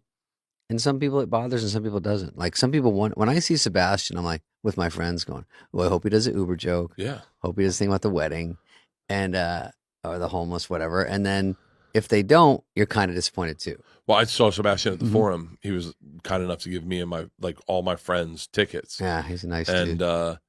And it's crazy because I personally want to see what he's working on, but I'm there with my friends and my wife, and I don't want my wife to not respect how great Sebastian is. Yeah. So part of me is like, I hope he does the fucking coffee bit, or the company bit, and he does. And Sebastian's really smart about it. But I think when you're look, I don't know that there's no answer, because I was told to retire the machine story, and I've now been telling that on stage like 7 years since it went viral. Yeah. And so and when I start it, the pop is so big that there's not anyone really in comedy that, if as a comic, that would sit off stage and not go, yeah, they're tired of hearing it. I mean, it's when I say I was 22 years old, I got involved with the Russian Mafia. I did it in Pittsburgh the other day. In Pittsburgh, I did PPG Paints Arena, 12,000 people. 12,000 people. Yeah, and I started the Machine Story, and they gave me a standing ovation. And so I'm like, well, I don't think I'm ready to retire. Well, it's like a hit song. It's like "Don't Stop Believing" by Journey. I do the ones that I really like, that I think have some staying power, and some I hate to give up, because you know how hard it is. It's so valuable to have a bit that works. Like the murders. And if you get one tight and you've done it and you've got all the, and you got to take it out, but you can't really. I just say to the audience, if I missed anything, what do you want? You know, well, and they start yelling out stuff. Well, that's also, I would love to be in that. I think I would love to do a tour. I was thinking about doing a tour where I put all my put my cities on sale, and then put all my old bits for like 30 minutes worth of old bits, and then go, because Wilco did that, like audience vote. Go pick what songs you want to hear. Wilco did that, and it was fucking cool as shit. 'Cause I'm like, oh, I wouldn't mind. Now that I know the set list for Minneapolis, I'll fly to Minneapolis to hear that set. And so because I have this flying dildo story that I have. Me too. I have fighting a bear. I have like all these huge stories that were just a staple of my act. And then I have other ones like of my daughters that people go, tell the period party story. And I don't, because I'm working on the new hour. I have no problem playing to the audience. If they would love to hear stories, if I could go do an arena tour, like I'm doing an arena tour this 2023, but it's going to be all new material, because I have to get ready for another fucking special. Yeah, it's hard. So, is this your first time just pure arenas? I'm doing half arenas, half theaters now. But you're at peak Bert, right? You're as hot as you've ever been, or selling more Tim tickets. Dillon Peak right now. Bert. Yeah. Tim Dillon. Let me tell you something. I woke up and told him. I was telling him I wake up sometimes with anxiety, and he goes, "Why? Why? It doesn't get better than right now for you. No one told you have to stop drinking yet. You get to party. Your kids are still young. You're making more money than you've ever made. In a couple years, it's gonna get really bad. But right now, it's peak Bert." He said peak Bert. And so I was like, yeah, what the fuck am I stressed about? So Europe, Australia, and then just arenas. This will come out right after that tour. Where's your podcast? How in foreign countries? Where does it really land? Oh yeah, do you know foreign? Canada. You can go to Australia and you'll sell out 12,000 there too. Yeah, oh, for real? All from the podcast. Oh yeah. Oh, I mean, I sold out tickets in Australia. I can't believe it. It's the funniest guy I've ever seen. This bloke right here. Give him a point. It's like a king's punch when he gets on stage. The King's Punch tour. So Australia. Canada was the first place I was like, what's that about? I was like, what the fuck, man? What's happening? Like, I'm huge in Canada. Like, I'd go to Edmonton and sell out like 9 shows, 10 shows, and then sell 2 bags of merch. And I was like, what the fuck? Canada was really big in podcasting. So was Ohio. This is where, Canada and Ohio. Those were the places you could sell tickets in Ohio, Canada, Portland. All of a sudden, these places started popping up, and then someone was like, my agent was like, do you want to do Australia? I was like, I'd love to. Put tickets on sale in Australia, sold out immediately. And I was like, what? Did Australia, and they were like, I didn't change one bit of my act at all. And they were like, you get done, they're like, tell Joey Diaz to come down here. Tell Tommy to come down here. Really? And you're like, oh, they're podcast fans. Then I remember going to England and with my family, and I did one small show in like a comedy club, 150 seater, put it on sale and it sold out in like 5 minutes. And I went, that's fucking bizarre. And then I did a European tour and that sold out. So like Europe is really big, like the Oslo, Sweden, Switzerland, like all that. Scandinavia is huge. Germany is huge. Portugal, Greece, all of England. Ireland's the fucking shit. I can do parts of Bulgaria. It's not half bad, man. Ireland is really the best stand-up comedy town ever. Dublin. Fucking ever. Yeah, they are. Dana's Irish. In it, and they I have are. Irish relatives. They are. That is like I forget. Appreciate it so much. They Plus, get you it. come over They there, get it. and if they like you, but the podcasting is good to listen to because they might not get something. They might not hear, but it's probably pretty easy to dial into a podcast. Oh, yeah. Well, I think by the time they hear your podcast, they know you. By the time they see you in Dublin, they know every fucking aspect. They're in. in. They know everything. I mean, they know my daughter went to college, and like kids knock on her door. And by the way, if you're a kid listening to this, please don't. But they knock on the door every night, and they're like, "Hey, I want to party with you." My daughter's like, "What the fuck?" I'm not a blubbering idiot. That's my dad. But it's you feel like intimately, like my wife gets recognized like crazy because I talk about her so much in my stand up and on my podcast, and she has a podcast, and it really is podcasting is so intimate. Yeah, and I say this because I was you say so many things about yourself. But I was a fan of podcasting first. So like I remember hearing podcasting, going like, holy shit, this is like, it was magic. It was magic. It's like listening to two people talk in another room. They're like two people you like, and you're going, I'm just sort of standing in the room. There's no pre-interview. There's no plan, obviously. Bullshit, It's like, and people fuck up and they say weird things, and all of a sudden I remember hearing people fuck up. I remember hearing Zach Galifianakis made me laugh. I'm big, so I'm always in hotels or in a tour bus bunk. I listen to podcasts when I sleep. So I'll throw on a podcast, and then I feel like my friends are in the next room, and then I go, it makes me feel like not alone. I don't know, whatever. So I remember listening to Zach Galifianakis on Nerdist. This is, I don't know how many years ago this was. Nerdist. And he said, they said, he was like, do you do drugs still? And he goes, yeah, I just did mushrooms and went to the Getty with my cousin. And he goes, you know how like you'll misread things? And he goes, it said,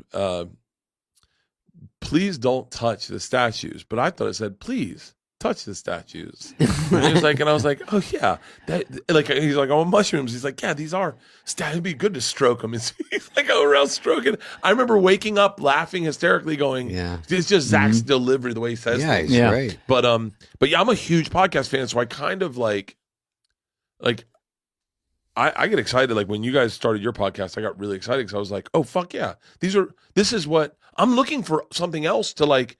I listen to health podcasts, history podcasts, comedy podcasts. I love. Tim Dillon's the best podcast person on the planet right now. Brilliant. Without a doubt, he is so money. I agree. He's got so much. He's just got something. Great voice, funny attitude, just best takes on a lot of things. With. Yeah, he gets to the essence, and then he just grinds it, and brilliant at just riffing. My favorite out of all, like, and this is what was really cool with when podcasting started, like, my favorite thing in the world is to like tell you a great Norm Macdonald story that maybe you weren't there for, but because you know him, it's even that better, for that richer for you. It's fun, yeah. Like it's like I remember Norm and Joe hanging out and just watching this interact. It's one of the funniest things ever. I would never say it on air because I don't know how it would be perceived, and Norm's past, and but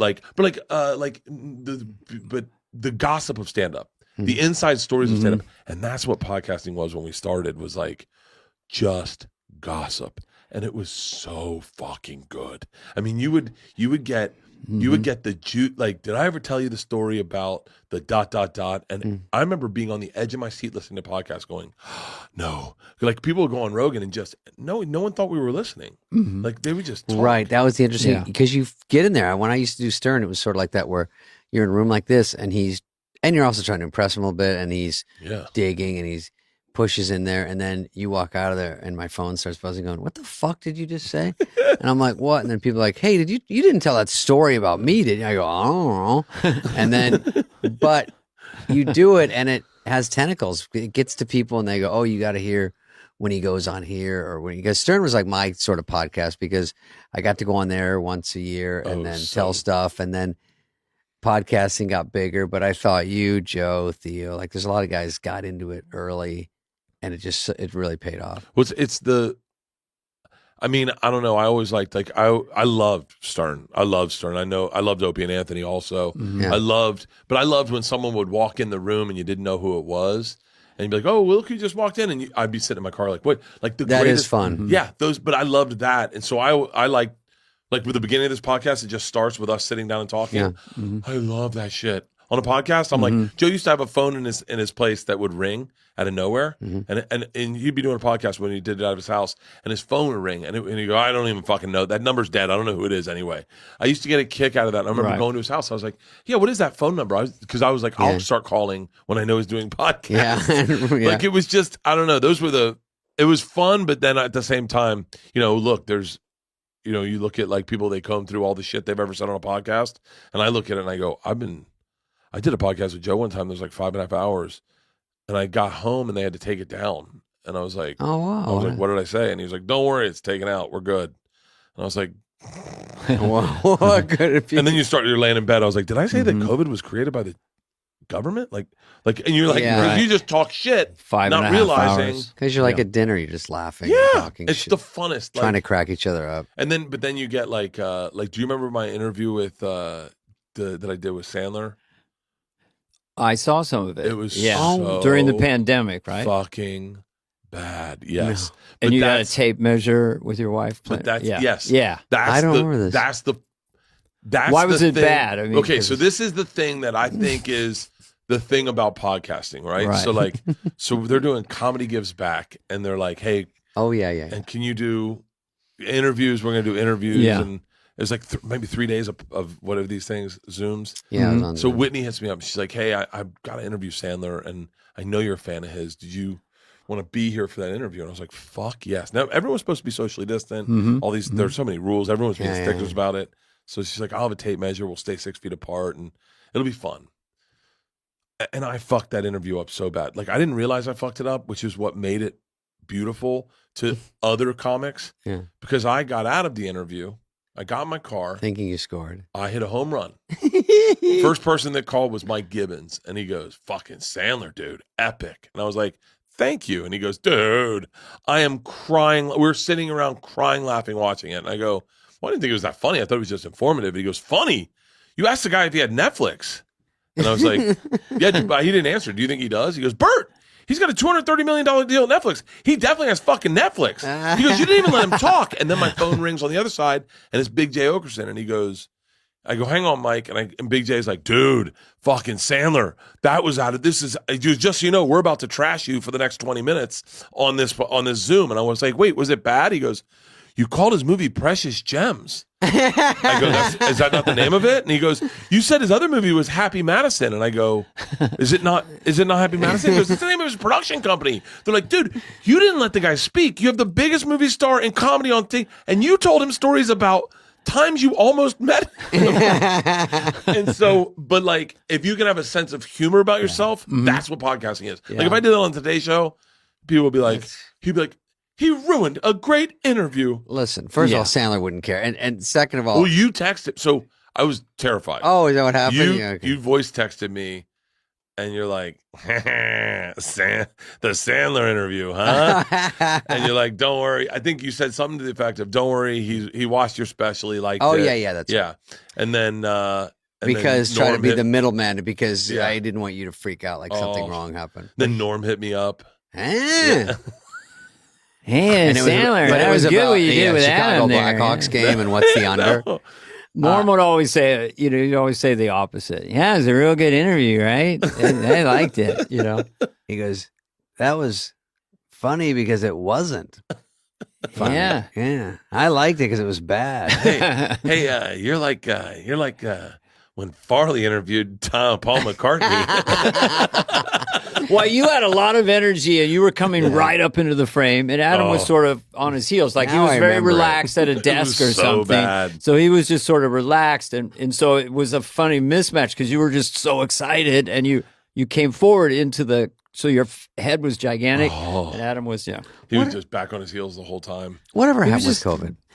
Anyway, let's let Bert go because he's fucking great. I could talk to this guy all day. I could talk. I gotta have you guys. I gotta have you guys on my podcast, but more importantly, I want to have you guys on my cooking show too. You have a cooking show? I do a cooking show called Something's Burning, and I just. That's right. Yeah, I saw your website. I do it. Do you have 3 podcasts, or am I crazy? I technically have 3. 2 Bears. I have 4 technically. I do 2 Bears, Bertcasts, Open Tabs, which I'd love to bring.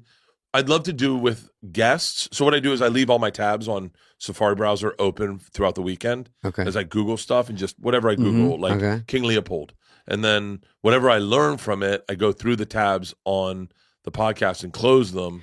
That's a separate one. That's a separate one. And then I have got Something's Burning. You have something with Bill Burr now? No, we don't have that anymore. Okay. Yeah, and so Something's Burning is a cooking show. Is my cooking show. And so I bring two people. We do it right now. We do it out of my current house, but we just bought a house to build a kitchen to do it out of rich because, motherfucker. Oh, shut up.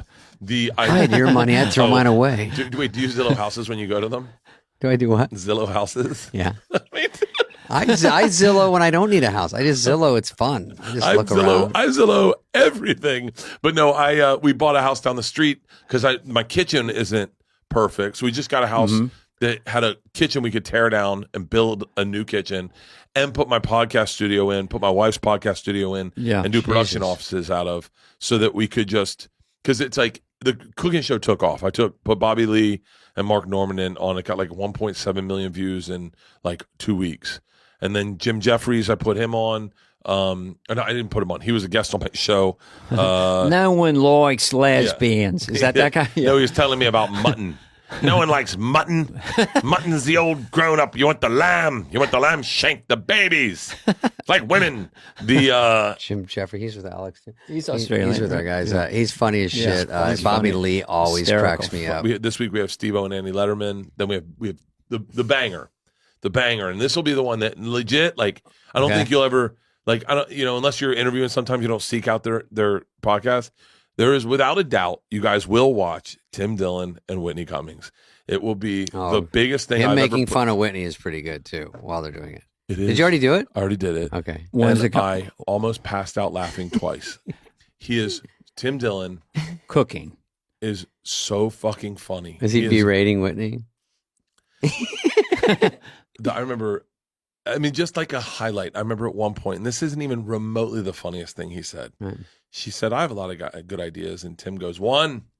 She goes, what? He goes, one. You've had one good idea that you shared in a room with other men who helped execute it. One good idea. They have that kind of relationship. She goes, Tim, if you were making me dinner, what would you be making me today? And he goes, I don't know. Percocet pudding? Because it's got Percocets in it, Whitney. He's the fucking greatest. He's the fuck. And that awesome. Episode will be very big because Tim is just. Look, I've no money invested in the guy. He really is the best. Yeah. Neither do I. He is the best. But he does hysterical. Not everyone cracks me up. He cracks me up.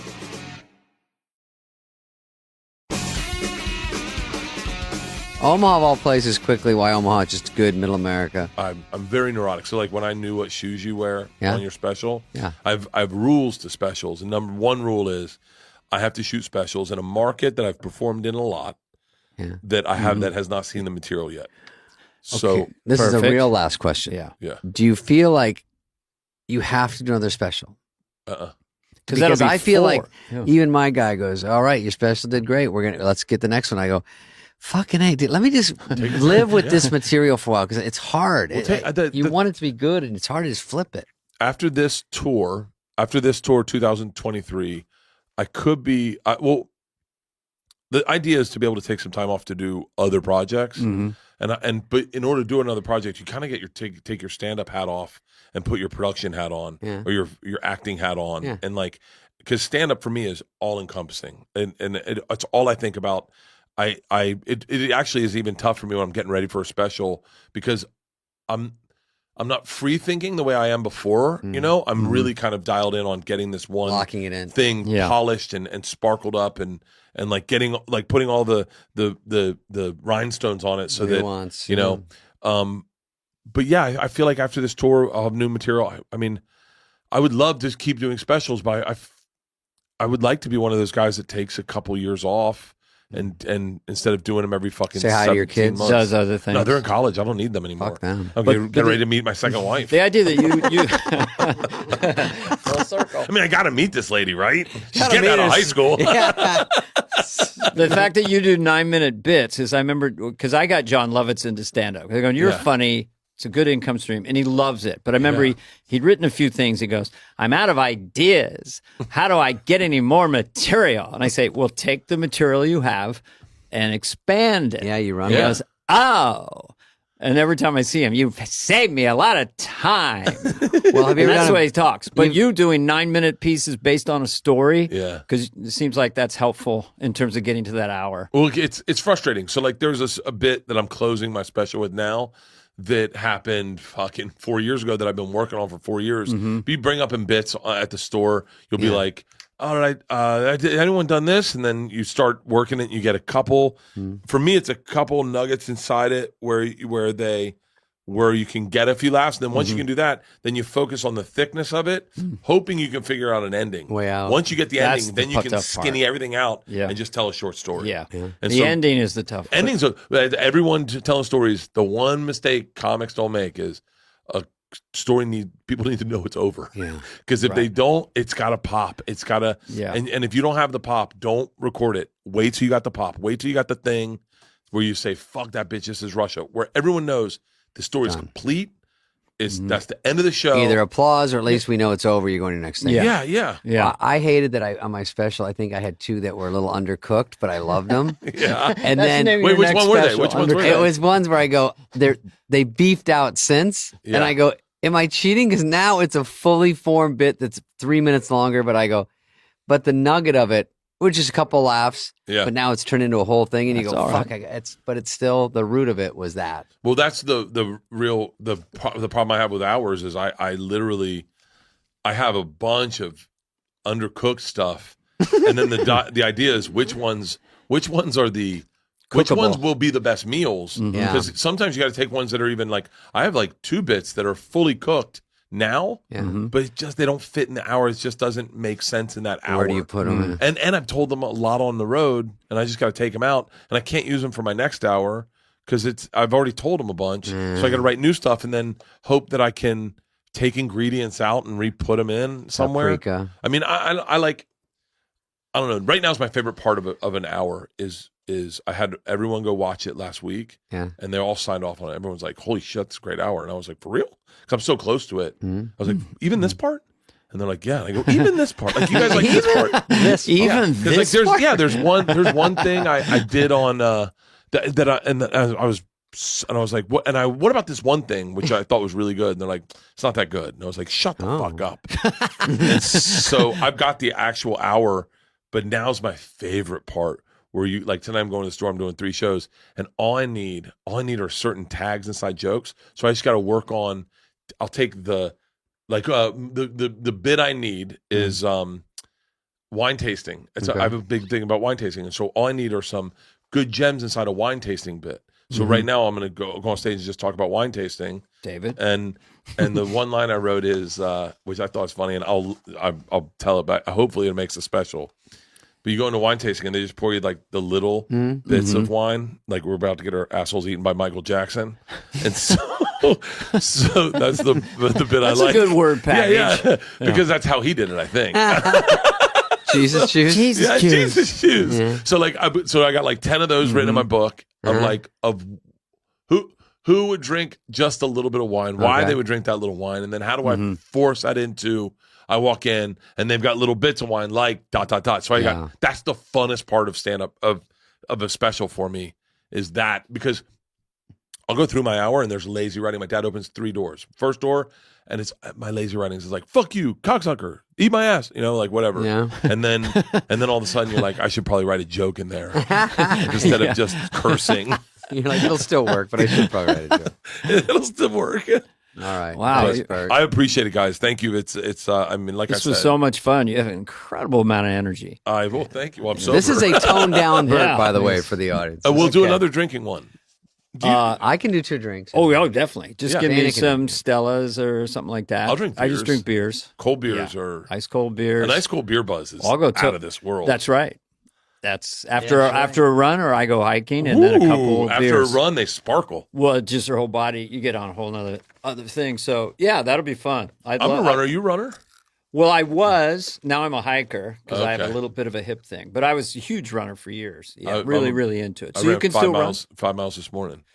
Knees, hips, everything good. Overweight, I feel a little more in my knees and in my feet. You look pretty good though. Well, it's because I don't just look bloated and splotchy because I've been drinking.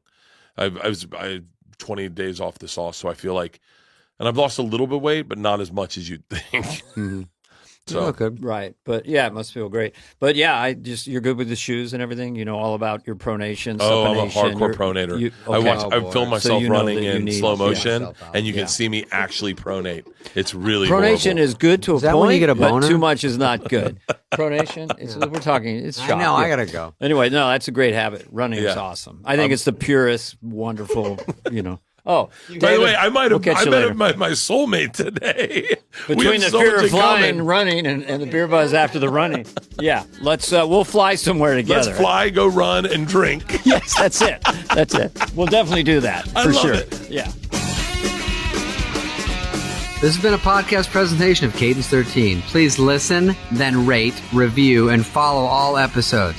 Available now for free wherever you get your podcasts. No joke, folks. Fly on the Wall has been a presentation of Cadence 13, executive produced by Dana Carvey and David Spade, Chris Corcoran of Cadence 13, and Charlie Finan of Brillstein Entertainment. The show's lead producer is Greg Holtzman with production and engineering support from Serena Regan and Chris Basil of Cadence 13.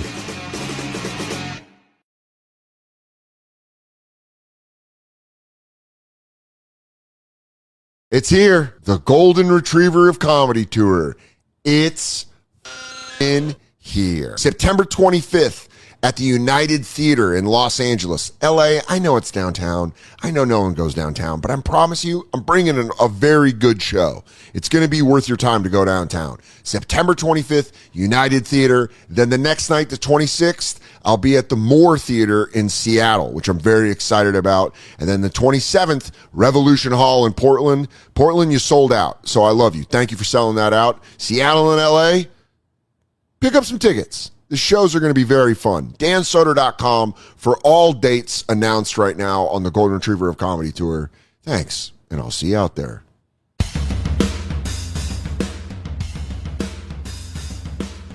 I watch documentaries now, and that's all I want to talk about. But that's why I keep cable channels, because you see shitty ones. Like, everyone will talk about the HBO ones. No one talks about the Showtime forgotten ones. Yeah. Or Stars. Because I've been watching all the ones that are on Netflix, and it's the one about like the Travis Scott concert and like Which is good. I heard it was Poop good. Cruise one, which was crazy. Yeah, the Poop Cruise, they have to go. It's funny watching Netflix do what TLC had to do, where TLC was like, we're the learning channel. And then they're like, you ever seen 1,000-pound conjoined twins? And you go, exactly. No. And Netflix is like, well, we were doing great documentaries. Yeah. How about a boat filled with shit? Exactly. And then everyone goes, I mean, I'm not going to lie. I will 100% watch that. Yeah, and it's short enough. They didn't stretch it into some crazy 3-part series. Okay, Sometimes they do that where it's like, this could have been a 50-minute episode. Yeah, some of those documentaries feel like lap dances where I go, I feel like you're just going by the time and not by the vibe. Yeah, exactly. I need you to like dump your ass on me. Yeah, I don't need you- yeah. I gotta, there was, you ever been to Montreal? No. It's, I don't know if it still is. I don't want to sound like a guy that keeps up with this, but when I drank, their strip clubs are unbelievable. Really? Yeah, because they're French. There's a French influence. So their strip clubs are like, Oh, sexy. they try. Yeah. American strip clubs a lot of times are like, you want to pound my pussy? And you're like, well, not really. Yeah, but I don't know. It's like the strip clubs here. You can feel the capitalism within. Yeah. There is no romanticism at an American strip club. It's just like slap meat. Yeah, It's like, exactly. slap your meat against me. A French strip club, I would love that. But here's the thing. It's Montreal. So there is a capitalist feel to it, which means there's a great buffet during the day. We love that. An affordable buffet. An affordable steak at a strip club. For all the young men watching this, don't listen to Andrew Tate. Don't listen to those alpha males. Simply listen to losers that learned how to get women to rub themselves on them. And by that, I would say, go, if you're like 22 years old, go to a strip club during the day. You don't have the capital for night action. No. Go during the day, because lunch breaks, the lunch crew is going to put it on you. Yeah, they're the ones. They really have to earn. They have to earn every dollar. If they're fighting with a meatball lunch set out for $9.99. It's hard to convince somebody for a dance when they have like a plate of Vienna sausage, like meatballs, Swedish meatballs in front of them, loaded up on carbs, and you're like, you ate a plate of potatoes.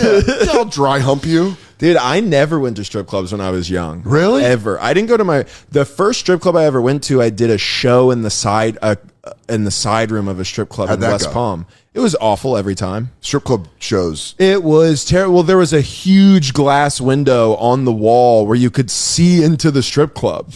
So I'm up there like, you know when your dad's being funny and there's like for real like, and it was in Florida, so there's pussy on the other side. They have their pussies out. They're like dropping it. Yeah, they're hanging from the rafters, like shaking their. It was like crazy. In the splash zone. Yeah, like, juices hitting the window, and you go like, you ever go on these dating apps? Yeah, exactly. Because it was years ago. I'm just doing like the worst material. It's like an aquarium window. Yeah, or they're just like, if I put my hand up, maybe they'll come up and touch it. Oh, she sees me. Oh yeah. Oh look, she's looking at me. Oh, right by. Yeah. I did a show at a strip club with Lewis and Dave. It was like they were doing like Legion of Skanks live. This was it's like 10 years ago in Detroit, and Lewis was like, "Yeah, you're gonna go first," and I just bombed because they didn't tell any. They like kind of promoted it, but then they just shut down the strip club. They shut down the actual strip club. Like the main stage became a comedy show.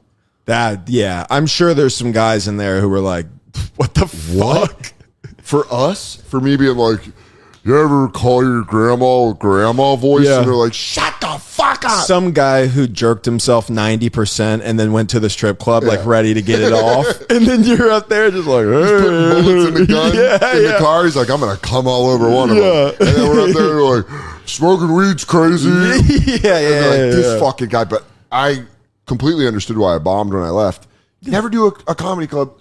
Comedy clubs comedy and strip clubs have to be carefully curated. Yeah. It's like having a saltwater tank. You have to spend a lot of time on that shit. The pH balance has to be just right. Or you're fucked. Yes, exactly. Everybody Nothing's dying. going right. Yeah, the strippers are mad they're not making money. The comics are bombing. Yeah. The audience is so confused they don't know what the hell's going on. Well, and this show I did was in like the side room, and there was like dinner tables. So this was like the regulars of that club would come in. They would eat like a $45 like strip steak and just watch you. It would be like some old guy with like two young hot chicks next to him, just like eating dinner and like begrudgingly watching you do comedy. But that's their new kink. Yeah. They go, I don't find it funny. I like the humiliation of it. Yeah, exactly. I love to watch these clowns humiliate themselves. Quick, Barbie, grab a bite of shrimp. You, a noodle. Now watch this sad man talk. I'm fascinated that anyone. I could see why you would think stand up might work at a strip club, but the second you do it, you go, this doesn't work at all. Yeah, strip clubs are there for a purpose. Yeah, and like I said, American strip clubs. Very capitalistic, but this Montreal one. So I went with Joe List. We were at Just for Laughs, and this is like 2013, and we were still drinking. And he was like, "Let's go to Super Sex," which is like one of their big ones. It's called Super Sex. Yeah, awesome. Superman sign out front, yeah, and then some titties right under it. Yeah. It was pretty great. Yeah. Look up if you can look up. I think it's closed now, but the Super Sex logo. It was very like that's exactly how I want you to make the logo. Yeah, but we went at lunch. Because it was lunch and we didn't know where to get lunch. And List was like, List is a wild man. And this is when List was drinking as well. Yeah. And List was like, you never gone to a strip club at lunch? It's the fucking best. Woo! And we go in and it was the best. Yeah. There was like baked ziti. There was, that's it. Honestly.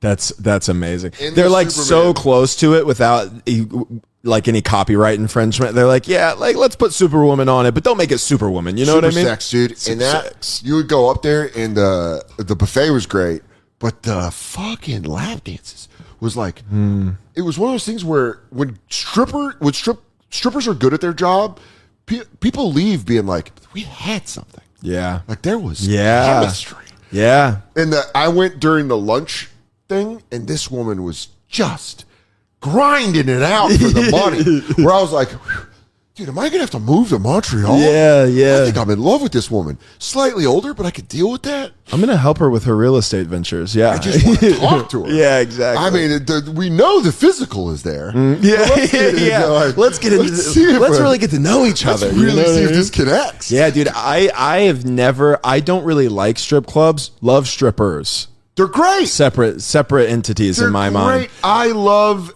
MMA. I'm the opposite of MMA. I like MMA fighters. Yeah. But you really do like strippers in a strip club. It's a different world. Yeah. It's probably as obnoxious as comics in comedy clubs.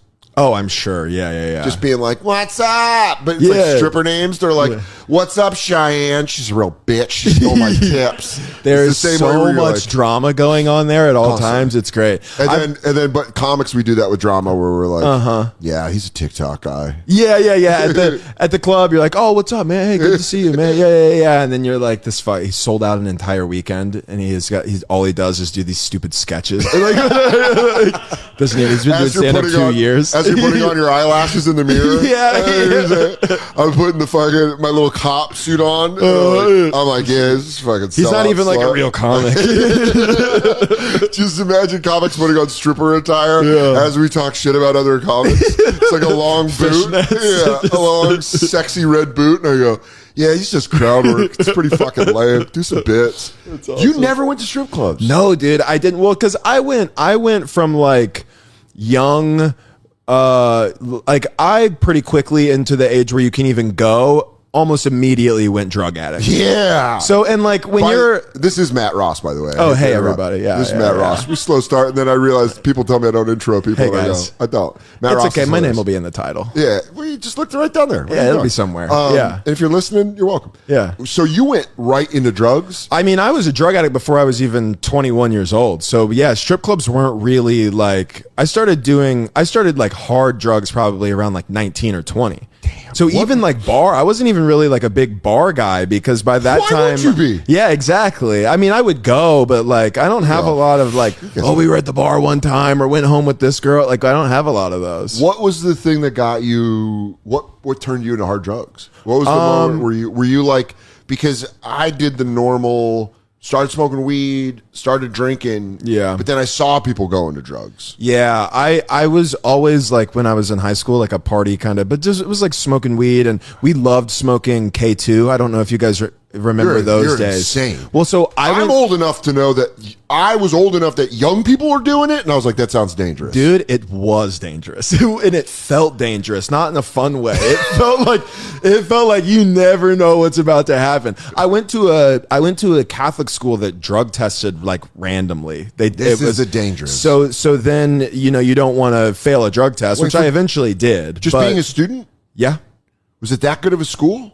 It was a pretty good school. It was a private school? Catholic school. Yeah. So is that common with private schools to drug test? I don't know. I mean, there were a couple other private schools in the area, and I don't remember them drug testing. That sucks. But yeah, it did. It sucked. And then I ended up failing one my senior year anyways. But dude, yeah, that stuff was, I mean, it might be as crazy of drug. I mean, you've done them all. Almost all of them. I never smoked crack. I never did meth. I wish I'd smoked crack. Honestly, as someone that lived in Arizona during the real meth boom, like I was there. Like people talk about Williamsburg in the 90s, like seeing the Strokes and shit. Like I was in Tucson when meth was blowing up. Yeah. I get it. Like I've been around it where you go like, I don't think I could have done crack because I think crack it just like absorbs you. Yeah. Meth just like fucking sends you. You're just dude. I mean, you're doing meth and you're high for 3 days. And you're just like, yeah.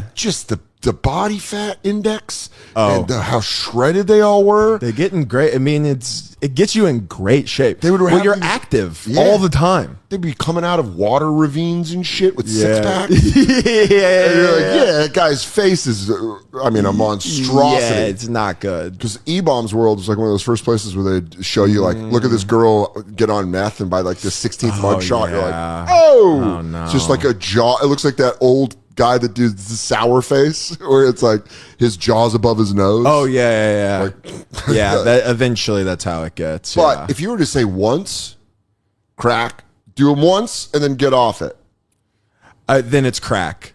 You do crack? Yeah, because that's what everybody says. Everybody says, all the crackheads I know are like, it's the first time is the time where you're like, what, like, holy shit, and then it's never that ever again. And even heroin wasn't like that. Like heroin, you go through a phase where you're like you're smoking it, you're snorting it, you're not doing it all the time, but then you move to it, but it's still pretty good, but then you move to IV. Is that just the tip moment? Dude, it's not. Is that where you're like you're just going like it's the tip with moment. heroin, you're like and heroin's jacking you off, and you're like, oh, this is crazy, and then heroin's like, just put it in. You go, I don't know if I should put it in. Yeah, it's like, I don't know if I should put it in, but it's just a little bit. You do, and you're like, really? Exactly. Yes, it's insane. Mike DiStefano on stage would say it was like 100 puppies licking your balls. Like, that was his joke about it. It's like a warm hug from your mom. I mean, is it deep?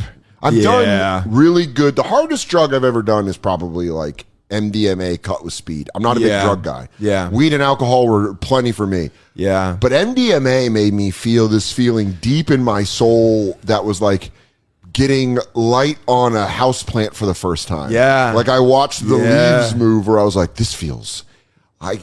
You understand the feeling. Dude, we did Ari did a secret show that night with like a couple comics, and I was still high on MDMA, and I was just apologizing to club kids. I go, it all makes sense. The necklace with the candy on it, the abundance of water. Yeah. I see you now. Yeah. And heroin. You do it once and you go, I understand. The pasties, I even get that. Not for me, maybe, but I get it. You want your tits out. I put neon rocks on that drug. Yeah. But heroin was the thing where it was like, I heard how great it was. Yeah. But I just also knew. But there's no upside. Like when you watch somebody do like Molly or ecstasy, whatever, they go, it's amazing. And then you go to the club and like dance and they have a good night. But like heroin, it's like, it's so good that you'll ruin your life for it. It's like, that's a different road. That kind of is in some stripper pussy.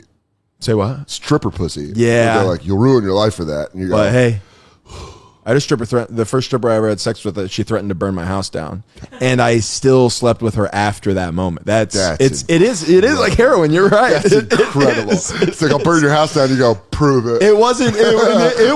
I'll burn your house down. It's I'm gonna get a junkie from the 7-Eleven by your house, probably one of your friends. That's what she said, to steal your dog.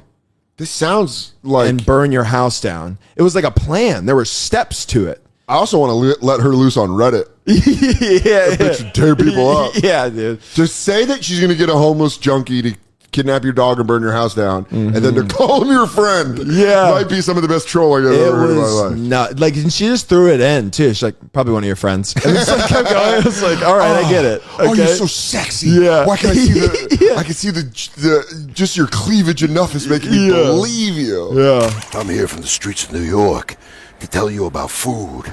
Food you can eat. No, but for real, between busy schedules and summer plans, now summer's over. Really, I'm like, I thought I was going to get more time, but it's still busy. Well, guess what? You got Factor meals. They help me eat smarter with tasty chef-prepared meals with dietitian approved and delivered right to my door. And now, more than 65 weekly meals made for how I live and what I like to eat. Choose from a wider selection of weekly meal options. You got premium seafood choices, salmon, shrimp, or for the first time, try Asian-inspired meals with bold flavors influenced by China, Thailand, and more. That's why 90% of our customers say that Factor helped them live a healthier life. So get to it. Eat smart at factormeals.com/Soder50off and use code Soder50off to get 50% off your first box plus free breakfast for 1 year. That's a sick deal. That's code Soder50off at factormeals.com for 50% off your first box plus, like I said, free breakfast for a year. Get delicious, ready-to-eat meals delivered with Factor.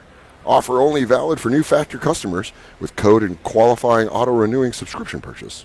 This episode is sponsored by BetterHelp. Guys, I talk about therapy all the time. You know, I'm walking around the streets of New York. Pretty obvious. Therapy could benefit a lot of people. And if you feel like you need it, well, then go to BetterHelp. Get a therapist that you can book online. You can also switch therapists. I'm telling you, BetterHelp has everything you need to start therapy in the right way. Just go online, find someone to talk to, book it, and start going. And by the way, BetterHelp, they're the way to go. As the largest online therapy provider in the world, BetterHelp can provide access to mental health professionals with a diverse range of experience. Get new ones, old ones, seasoned ones, what do you want? They got them all. Find the one with BetterHelp. Our listeners get 10% off the first month at BetterHelp.com/Soder. That's BetterHelp.com/Soder. BetterHelp, HELP.com/Soder. So how did you get from K2 to heroin? Well, I mean, so once I graduated high school, I mean, there was a bunch of I went to college to play basketball. Yeah. And that didn't work out to like things outside of my control. And then at the time I had started like smoking more weed. I started selling weed. I started dabbling. I had taken like a Xanax here, this and that. And then, I had some like fucked up shit happen. And, when that all happened, I was kind of already dabbling into drugs. And then one of my friends knew I sold weed. Her grandma died. When they were cleaning out her house, she found a bottle of Percocet. And she was like, "Are these worth anything to you?" Yeah. And I was like, "Yeah." I gave her I gave her like a couple grams of bud, and she gave me a bottle of 90 Percocet, which is maybe still to this day the best deal I've ever gotten on drugs. That's for how many grams? They were 10 milligrams. I gave her like 2. I gave her like 2 grams of bud. It was like less than an eighth. Yeah, for 90 Percocets.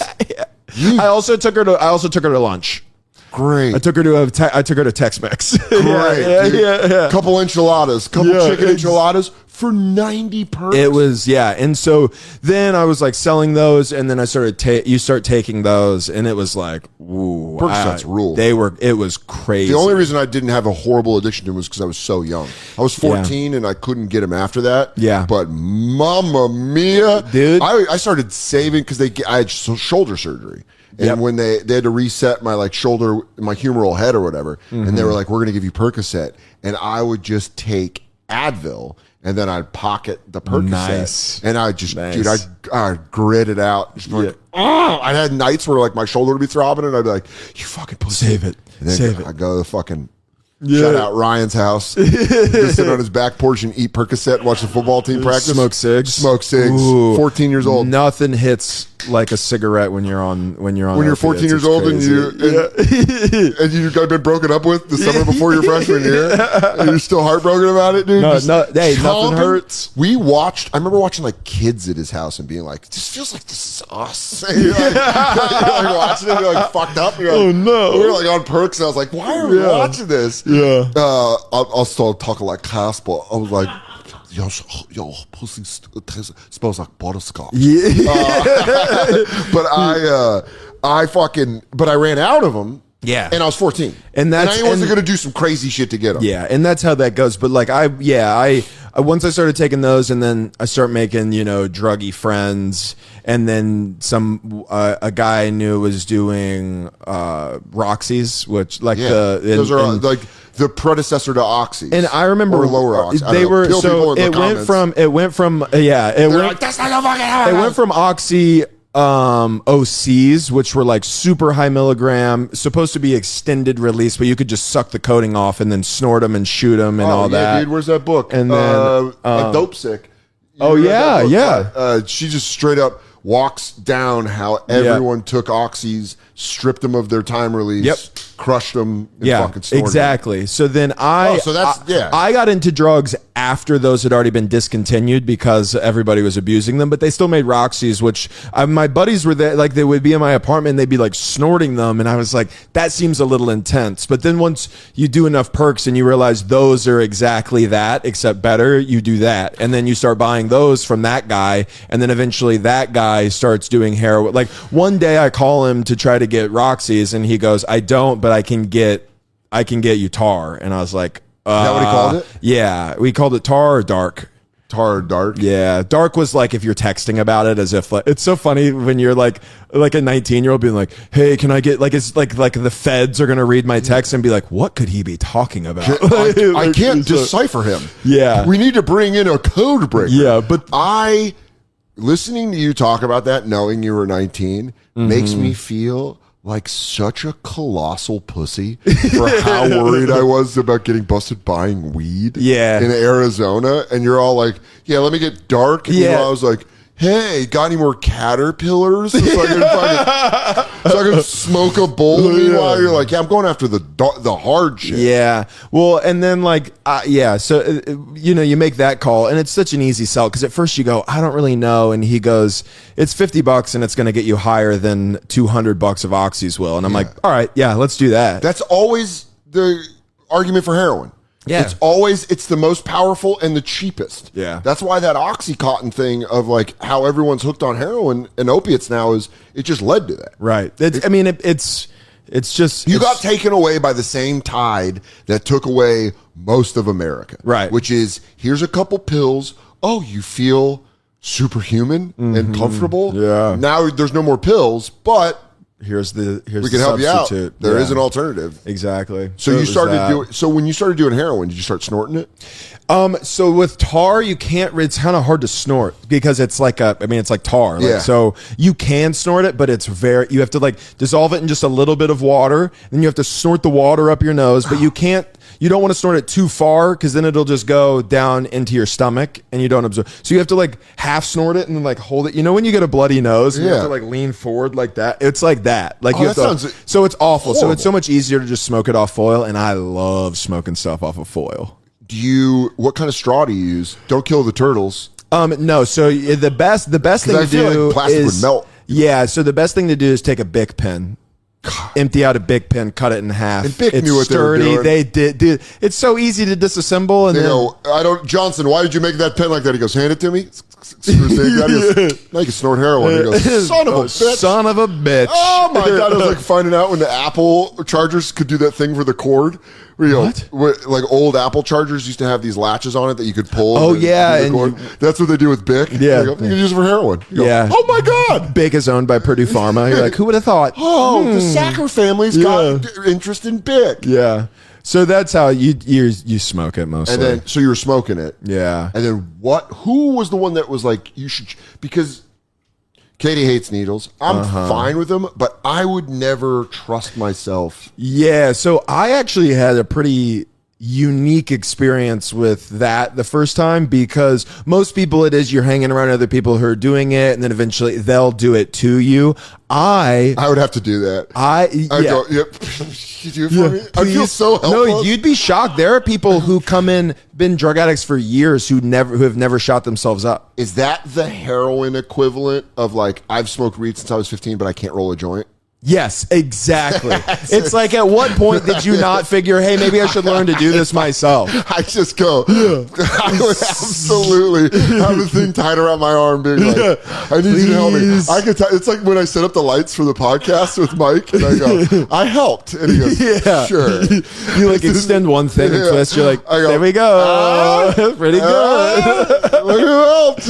I would absolutely walk up with a tie around my arm and be like, could you do this for me? Yes, again, please. Please, I want to go meet God. And they're like, oh, fine. And then I'd be bitchy about it. I go, ow. You can't. Not so hard. That's like when I do with joints and someone will roll me a joint. I go, I mean, I guess. You can't. You don't even fucking roll it. Yeah. So I was really high one night. I was living in my parents' house, of course, and I was really high. I had way more than I usually do. Not like it just like I'd stolen money or done something, and I had a lot of heroin, way more than I usually. Usually, it's at a certain point, you almost always have the bare minimum or less. Yeah. At this point, I had a lot, and I went into the kitchen to get like a snack, and I was going through the drawers, and my dad gives himself allergy shots.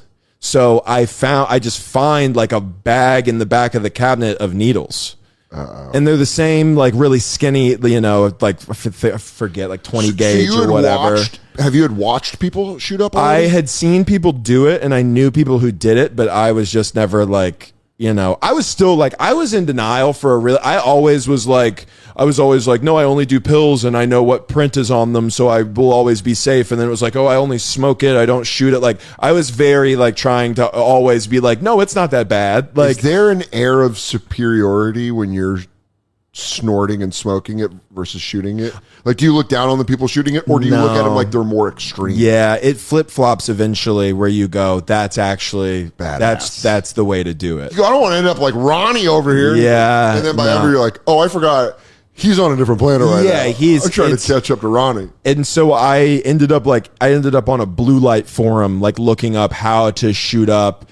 And I didn't. The internet. I didn't do it right the first time. Because I was scared to do it, and I have big veins for the most part, but I was scared to do it somewhere somebody could see. So I kept trying to hit something that I thought was a vein in my foot, but it was just like a tendon. That's like you're just wasting heroin. Oh, I so much. But if you shoot it into your body, it will still absorb it and get you high. But the first time I remember doing it, the guy who I was getting it from, I did it with him in like a garage. And it was, when you do it, it's so overwhelming that it's almost scary. Where it's just like, because it's just like once you do it, it's in. There's no, it's like eating an edible. Yeah. And it starts coming on and you go, I hope it stops here. I hope it stops here. That's how it is. Floor. Except with an edible, you're not going to die, you know? Heroin, guess what? That elevator goes up too fast. I did it, and then you immediately like feel like you're going to throw up, which is, then I did throw up. And then after that, just great. I mean, just Clouds wonderful. parted. Yeah. Just in an empty garage with two other drug addicts that I don't know at all. In Oklahoma. In Oklahoma. That you can't trust. Yeah. And you are having just the time of your life. Nothing is wrong. What was the first come down like? I remember the first time I felt like I had like withdrawals. It was awful. I was working at the YMCA and great. Around children. Yeah. A Christian establishment. Dude. No, I'm talking about, because I want to hear about this. I'm talking about in the garage in Oklahoma. Yeah. You go up, you see the earth for what it is. You realize that we're all an organism. You feel happiness for the first time. I don't know if heroin's quite that that's what universe awareness. I think I'm projecting mushroom shit on you are. It's a lot more just like it's a lot more of like a dull darkness of just like nothing really matters. Just a warmth kind of thing. Just like a warmth of like everything's okay, but it's not like we're all one. I'm not like me and this guy. No, you're same. just like you got your own, it's like a personalized warmth. Yeah, exactly. It's kind of like stay away from warmth. me. I'm just my little blanket. Yeah. And then when did you come out of it in the garage? Well, you kind of stay high for like a while. Like it's not like the way crack's been described to me, where it's like a really quick up and then a pretty quick down. You're high for a while, and you can extend it by chain smoking cigarettes, chain smoking Newports will keep the thing going for a little bit. Smoking weed will do it for a little bit, but it's really not like an intense, just not crash. Calm down. Not really. You feel like a little like your head's a little like wonky, but it's really not. The crash from Xanax, which was my number 2, is way worse for sure. Yeah, dude, I went to college at a time when it was really fucking popular to eat Xanny bars and drink, which is very dangerous. Extremely. And I'll tell you right now, all of those warriors I knew in Tucson all had a moment of like they had to get sober. Yeah. Like that's in college right now.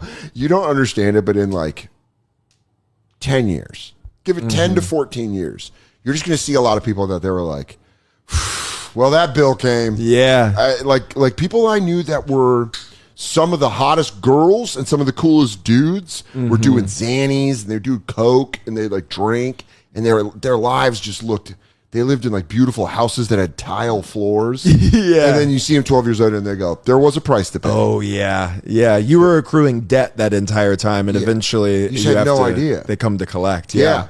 I was at a coffee shop before I came here, and I was talking to the barista who's like 21 or 22. And I somehow, me being sober came up, and she asked me about rehab or whatever. She's like, I don't know anybody who's done that. And I was like, you will. Oh my God. You go, this is the best part of your life. Yeah. You don't need to know anybody. It's coming. Trust me. Everybody in your 40s. Yeah. You reach 40s and everybody's out. It's like dodgeball. where like drug use is like dodgeball, where you're like everyone's in your 20s, and then people start getting eliminated, and then people start catching it and throwing it back, and then you're like down to like 2 people, and you're like, and like that is the last of it. It starts with drugs, and then people get sober, and then the booze. Yeah, I've seen that a lot of people that I know who were drug addicts, and then they kind of get it together a little bit, and then they just become alcoholics. Shout out. Yeah, that's the route. It's the final boss. You can because you can push alcohol for a lot longer than you can other stuff, for sure. Alcohol is when you're playing a video game and you play that first level, and it's like very fun, and you beat it, and then you go on through the game, and then at the final level is that, but it's like the upside down version where it's like very hard. You go, this is scary. I don't like this at all. That's what booze inevitably I thought I was making the good choice here. Fuck. This level. I used to just fucking button mash through this shit. No, it takes everything you learned in those other levels to beat this level. I hope you were paying attention the entire time. You're going to have to use all your skills. Better not jam through those cutscenes. Yeah. You're going to need a lot of that info. You're going to need to know the storyline. But it is, where was the moment where you started, like you were talking about, you were at YMCA? Oh, that was I came home one day after work, and I remember being miserable. I had tried to have like drugs delivered to me that day while I was at work because I didn't have a car at the time, and that fell through. And then I got home, and I remember like my family was there having dinner, like my sisters who didn't live there were there, and I just remember being in like my stupid purple polo that the YMCA made me wear, and going into my room and shutting the door and laying on the ground. My door didn't lock, with my feet up against it, and just like your stomach feels like it's turning inside out, and you start getting the cold sweats, and it was just like, and then you have to go do the crazy is that the only thing that relieves it? I mean, if you push through, you'll get through it, you'll detox, but like and detoxing from heroin won't like kill you or anything. You just get sick and you like shit yourself and throw up, and then but as sick as you can get, heroin alleviates it immediately. You go from like the worst flu you've ever had to like totally fine in like 30 seconds. It's crazy. Have you ever drank with a hangover? Yeah, it's kind of like hair of the dog, except it's way more effective. Yeah. It's like, that's what it sounds like an instant fix. Yeah. Because hair of the dog, what it is you're still hurting, then you drink that beer and you go like, feel a little better. Yeah. And then you have that second beer and you're like, where's that third beer at? Yeah, exactly. And then you're fine. But heroin, it's like one and you're like... It's instant. Are there people that do heroin, get sick? Is that where the addiction happens? Is where they're just getting sick all the time, so they do it just to stay like even keel? I mean, that's a part of it, I guess. Are you still trying to get high? Yeah, there does come a point where you're not really that high. That sucks. That's the place you get to where you go, fuck, I got it. That's where I mean, on top of just like the consequences and like relationships that are ruined and like the shittiness of my life and just like the way that I felt, when you're like shooting heroin and you like shoot an entire syringe full of heroin and you're not high, you're just not sick. You go, fuck. Like, that's crazy. Yeah. That's crazy. That is the ultimate example. Yeah. And addictions, no matter what you're addicted to, it all becomes like that. Like you like sex addicts get to a point where they're like, and then I had to have my head set on fire while I was getting pegged in order just to get an erection. And you're like, holy fuck. No. But like booze, I remember drinking just to feel normal. Yeah. Just being like, by the end of it, it was like I was drinking every night. So I would wake up and then I would go like, well, I'll have a couple. Yeah. My weed use gets out of control sometimes where I'm like, I'm just smoking to stay normal. And then you quit and you go like, fuck. Yeah. Because then when you quit, did you tell your parents? Yeah. So, I mean, there was a whole like thing that happened that got me to rehab. I mean, I had to go willingly. Like it's really hard to court order somebody to rehab without like a pretty severe crime or something like that being done. But like I had a thing where like my buddy's dad had passed away and I was supposed to go to the funeral, but I got high earlier that day. And then when I was getting ready for the funeral. My parents showed up and they knew I was high, so they went into my car and they found like my syringes and my like my dope, and then they found a TV that I was gonna pawn. And then my girlfriend took all of our cash because I was selling weed at the time too. So my girlfriend, who was not very with me, she was totally against me doing drugs. She took all of our cash. My mom had access to my bank account, took like the couple $100 I had in there out. Were you getting caught doing heroin? Yeah. So you were getting caught by your parents, by your my girlfriend? parents, by my girlfriend. Like and nobody. Your girlfriend wasn't like doing it either. We were like smoking weed and like take a Xanax I mean, she would take a Xanax every once in a while. I took Xanax like every day. Yeah, but like everything, Flintstones. dude, everything was a secret. And so which made that scarier? Oh, dude, it made it so much worse because it's just So the feeling of being drunk and trying not to get caught. I know that very well. Yeah. That, like, kind of like, this is what you're talking about. And you just got a breath minute. And Yeah. you're like, you guys are being fucking crazy. Yeah. What is it like on heroin? Are you like, I'm sober? Yeah. You And they're literally like, you're like, fucking on heroin. yeah. You're like trying to convince somebody you're sober while you're like, Yeah. and then they're like, Matt, and you're like, I'm not asleep. Like that That my was big one. Artie Lang came on the Bonfire one time, and he was still really fucked up on heroin. And he was like, I'm fine. Yeah. And he goes, I was thinking about. He was very good at playing it off. I mean, Artie's a genius. Yeah. Like watching him comedically, he was like so quick that leads to him being great at being on heroin. Yeah. When he was able to go Weird. like, oh no, I was thinking about something. You go, oh, I thought you were nodding. Yeah. Yeah. That's it. Yeah. Is that what it is? The nod? I'm going to ask questions because I'm stupid about this, but is it like a little nap? Yeah. Yeah. Like the best nap ever? Oh, I love to this day, if I can catch a little sober nod, like if I'm that tired and I'm on the couch like that, I still there's something got it. There's something like there's something Still like got that romantic about like feeling like, or like on the plane, I had like a 6 a.m. flight here, Yeah. and there was a moment where I woke myself up because my head fell down, and I was like, that felt kind of good. It was like a little treat, you know. You know what, old friend? Yeah, It really is. You're just like you're just falling asleep. Yeah. That's how I felt when one time, one of like the last times I was on Opie and Anthony, when it was Opie and Anthony, I had the flu, and they gave me this like cayenne shooter thing, And it burned. and I didn't like it, but I had just quit drinking, so I was still really good at throwing up when I needed to, like telling myself to throw up when I could do it, and I did it, and I went like, bah! And I was like, and I came out of the stall being like, still got it, still got that fastball. Yep.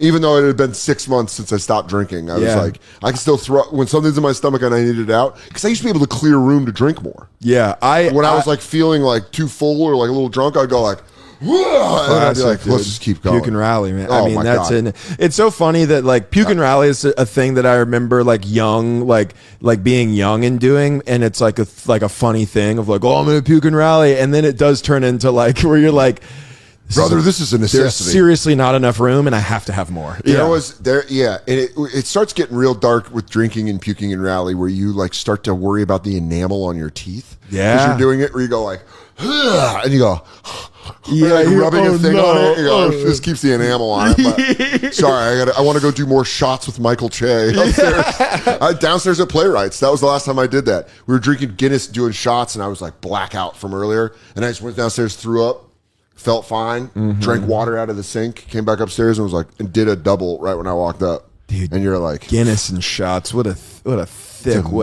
I mean, yeah, It's a it really meal. is. It's a full What meal. What a thick puke you had. Ooh. That's awful. it was like dude. a That's whole awful. loaf of bread. Then I was, Yeah, and then I yeah. was back up there like, Comes out whole. I was like, look at my abs. Yeah. But it was, Yeah. dude. So it got to the point where you were hiding it from girlfriend, parents. Yeah. How did your girlfriend catch you? She would catch me all the time. Getting you just be stuff. like, hi? Yeah, you get fucked up. You get stuff. Like I would have like people drop drugs at the house, and she'd see me like go out, or she'd hear the door, or, like try to do it while she was asleep. Or one thing I did, and it was so stupid. When you have these moments of clarity when you're sober, you're like, because like for the last like probably year and a half, I really wanted to be sober and like get my shit together, but I just like couldn't do it. That's good. That means it's coming. Yeah, When you and start it- feeling that is your subconscious telling your conscious, like, I'm coming. Right. We need to knock this shit off. And I think everybody with a substance, if you like feel that Yeah. while you're using substances, it is good to listen to that voice because you go, 100%. all right, my body's telling me to knock this shit off. Exactly. And so I would have these moments of clarity and sobriety where I would do like really drastic things to try to prove that I was being good. And one of the things that I did, because I would lock myself in the bathroom all the time, in a moment of clarity, I was like, I took the bathroom door off of the hinges. And you went, how can I lock myself in? And I went, see, babe, I'm being transparent. I'm being vulnerable. You'll never know. And the most heroin thing in the world is just a random door leaning on a wall. Yeah. You go, well, you do heroin. Yeah, if I walk into your apartment and I saw a door off the hinges on the thing, I go, what do you guys do, heroin here? You got an extra door? Why do you always do this? No, that belongs to the bathroom. That's so there's no secrecy. Okay, but I got to take a dump at your place now. Yeah, exactly. Just on the pot, like, hey. Yeah, so then, and then it's like 2 days later, I'm like, fuck. Like, because I want to be locked myself in the bathroom. Do heroin. Yeah, I need to do heroin in the bathroom now. Can I just ask you, as a former cigarette smoker, when you would do heroin in the bathroom, would you light up a cigarette in there? Dude, we smoked cigs in our house all the time. It was such a sweet treat. I know it's gross. It's so and I know gross. people are going to have their comments about it. I know. But smoking inside is a goddamn pleasure. It really is. It just to watch the smoke dance up from the cigarette. And yeah, I'm turning the ceiling yellow. Who gives a shit? I'm turning me yellow. Yeah. Just fucking. It was so nice. So you would do heroin in the bathroom and light a cigarette? Yeah, every once in a while, yeah. That was like when I was hungover and I'd do naked dumps smoking cigarettes. Or I'd just dump the mulch out of me. And then I'd just like, shitting. Dude, my old roommate was like, the smell is so. And I was like, I'm sorry. What a crazy thing to do to your roommate. That was wild. Yeah, because in Oklahoma we get, I'm in Texas now. We don't really get like a winter, and then I lived in Florida for like we got like a pretty proper winter. So it's like you're fucked up, and you want a cigarette. Go out, and especially if you're high, going in too intense of an environment will kill your high. Yeah. You can't, like, you're cozy, you're comfy, you're halfway asleep. Yeah, keep that warmth inside of you. Also, the second the lighter hits the cigarette inside, you go, it's going to smell no matter what. Yeah. So I might as well just rip And we this whole also, thing. like, we would just, like, roast, like, Swisher blunts, like, all day long in the house. Like, I mean, like... That's where the age comes in. A cigarette really doesn't do much. Yeah, because now everybody uses, like, backwoods and all these, like, whatever. Fancy ones, just thumbing a fat Swisher that costs 79 cents. Yeah. Dumping its guts, and then having the one friend that you found out was good at eating pussy because they were good at rolling blunts. They're like... Why does he always have a hot girlfriend? Yeah, he's like, whoa, shit. I still, to this day, love rolling joints and rolling blunts whenever somebody will let me on the do road, it. you're going to have to teach me how to roll a joint. I would love to, dude. I'm still so good at it. It's crazy. We'll have Pimp come back on the road with us. Yeah, do a little tutorial. I learned because I miss cigarettes. So when someone rolls a blunt, you're getting tobacco. Yeah, you get a little treat. That's like Sherrod Small will smoke spliffs with like tobacco in it at the cellar, and I'll be like, "Oh, you smoking a spliff?" Oh, and wow! I'm just there for the tobacco. I don't know if I've ever met anybody who vocally misses cigarettes as much as you do. I miss it a lot. I think I smoke so much weed because I miss cigarettes. Really? I miss smoking, dude. Yeah. Drinking was fine. Drinking was great because of smoking. Yeah. That's wow. For me, smoking was great because of drugs or drinking. I was all there for the smoke. I was always there for the smoking. You would having a beer and a shot, and then, I'm gonna go smoke a cigarette, and then you go outside and you're like a little drunk. You're like looking around, and then you like light your cigarette. You have a purpose. You're accomplishing a goal in front of people, and you're also cool as fuck. You're standing there looking cool as fuck.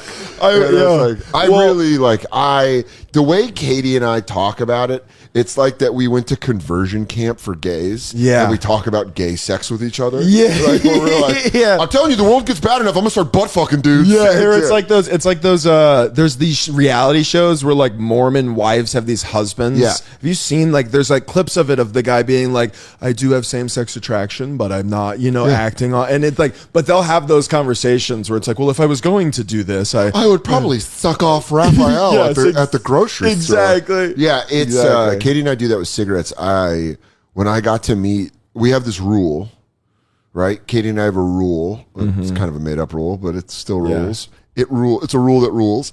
But we said the second that American military troops, boots on the ground in a foreign conflict, we're starting to smoke cigarettes again. Really? Yeah. Because if we're gonna start getting into a nuke off, I'm not gonna not smoke. Yeah. And get nuked. I'm gonna fucking smoke. See, I have a similar, but it's like way more drastic. It's like if there became like it was like apocalyptic times. That's basically what we're hitting. It's like gonna end. I'm like, yeah, like I'll probably if there's a chance that we're probably gonna make it out of it, I'm good. But like if it's like Walking Dead level apocalypse, first off, I'm not gonna be the guy with a baseball bat with barbed wire on it. That's just like so. I'm out. I will be easy to kill. Yeah, I will be drunk. I will be very easy to kill. I'll be asleep. I will trade you supplies for booze will be who I will be. Yeah. Well, I'll be like, what about that bottle of whiskey in your back pocket? Yeah. You go, do you have it or not, old man? I go, I do for that sweet bottle. For that sweet, sweet nectar. But cigarettes, you can do that and come back from it. Yeah. You can start smoking and then you can quit again. But when I got to meet Josh Homme from Queens of the Stone Age, he's like my favorite musician of all time. I mean, I'm wearing the merch, but he had a pack of Marlboro Lights just chilling in the front. And Katie and I were hanging out, and I just looked at her and I went, it was right when we bombed Iran. And I went like, boots on the ground? And Katie checked her phone like she was my fucking press secretary. She goes, no boots on the ground. And I was like, son of a bitch. I want to smoke one of his cigarettes. And then he took one out and smoked, and I was like, I want it so bad. Smoking inside and just smoking in general. And then like, I do this thing now, like, you know how, I don't know if it's the same in Oklahoma. New York City doesn't get snow anymore. Like our winters, there's just no snow. We get like ice and sleet and shit. Same with Texas. We don't really get like snow. But New York used to get fat, fluffy fucking snow. It used to get like blizzard snow. And now we get like maybe one a year or two a year, but we get a shit ton of rain. Mm-hmm. And so whenever I see like a rainstorm in like January, I always like will say to Katie or whoever I'm with, I'm like, yo, this should be snow. Like this should be snowing. It should be snowing like a motherfucker right now. And it said it's pouring rain. But that's what I do when I see people vaping. I go, you should be smoking cigarettes. Yeah, what the fuck? You should be outside ripping a fucking blunt. Dude, the vaping thing, I do think cigarettes are back now, though. As far as kids coolness, think they're cool, dude. Because there was a moment where everybody went to vape. Some people are still vaping. I've been staying in Bushwick, and there's just like not a normal person there at all. Well, it's all just like young, cool weirdos. Well, like if it's they were so normal, bizarre. You would realize they're just rich kids from like Connecticut or Rhode Island. Yeah, and they're just being all ironic. like dressed weird with like no eyebrow. I don't know what's going on. The no eyebrow thing sucks. It's crazy. I hated it when I was a young like kid in Terminator 1 when Arnold lost his eyebrows in Terminator 1. Yeah. Hated it. I don't want to see hot girls. I don't, but I've seen a lot of these hot young bleached eyebrows, tattoos, like style, weird thing. Yeah, it is. Listen, just being friends with Matt. Being friends with Matt. He's listening. I go, you like this shit? Yeah, I might talk shit about how many of them are around in Bushwick, but I like it. Oh, you're overwhelmed. You're overstimulated. I'm in enemy lines, and I love it. I'm a double agent right now for sure. Yeah, all the gauges and piercings. Yes, but they're all walking around young, hot, smoking cigs, and I'm like, cigs are back. They're back, baby. Yeah, I think they've made a comeback. They're back. I would like to come back. I would really enjoy it. But then sometimes I hang out with my friends that still smoke, and there is this one thing that happens that makes me immediately go like, nah, I'm glad I'm done, is they will wheeze while breathing normally. Ooh. Like they'll be talking and they'll be like you'll hear it, that like, and you go, fuck that, dude. I remember that. I remember my throat always hurting, my chest always hurting. Well, dude, like when I go to any green room, it's shocking how many green rooms you can smoke in Austin. It's like so weird. I don't know what the deal is there. That's them trying to be Texas. It really is. And I'll be in one, like if I'm in one for an hour, I feel bad. I've woken up with like a sore throat the next day just from being in a green room like that. There's nothing worse than seeing someone smoke a cigarette and not really smoke a cigarette.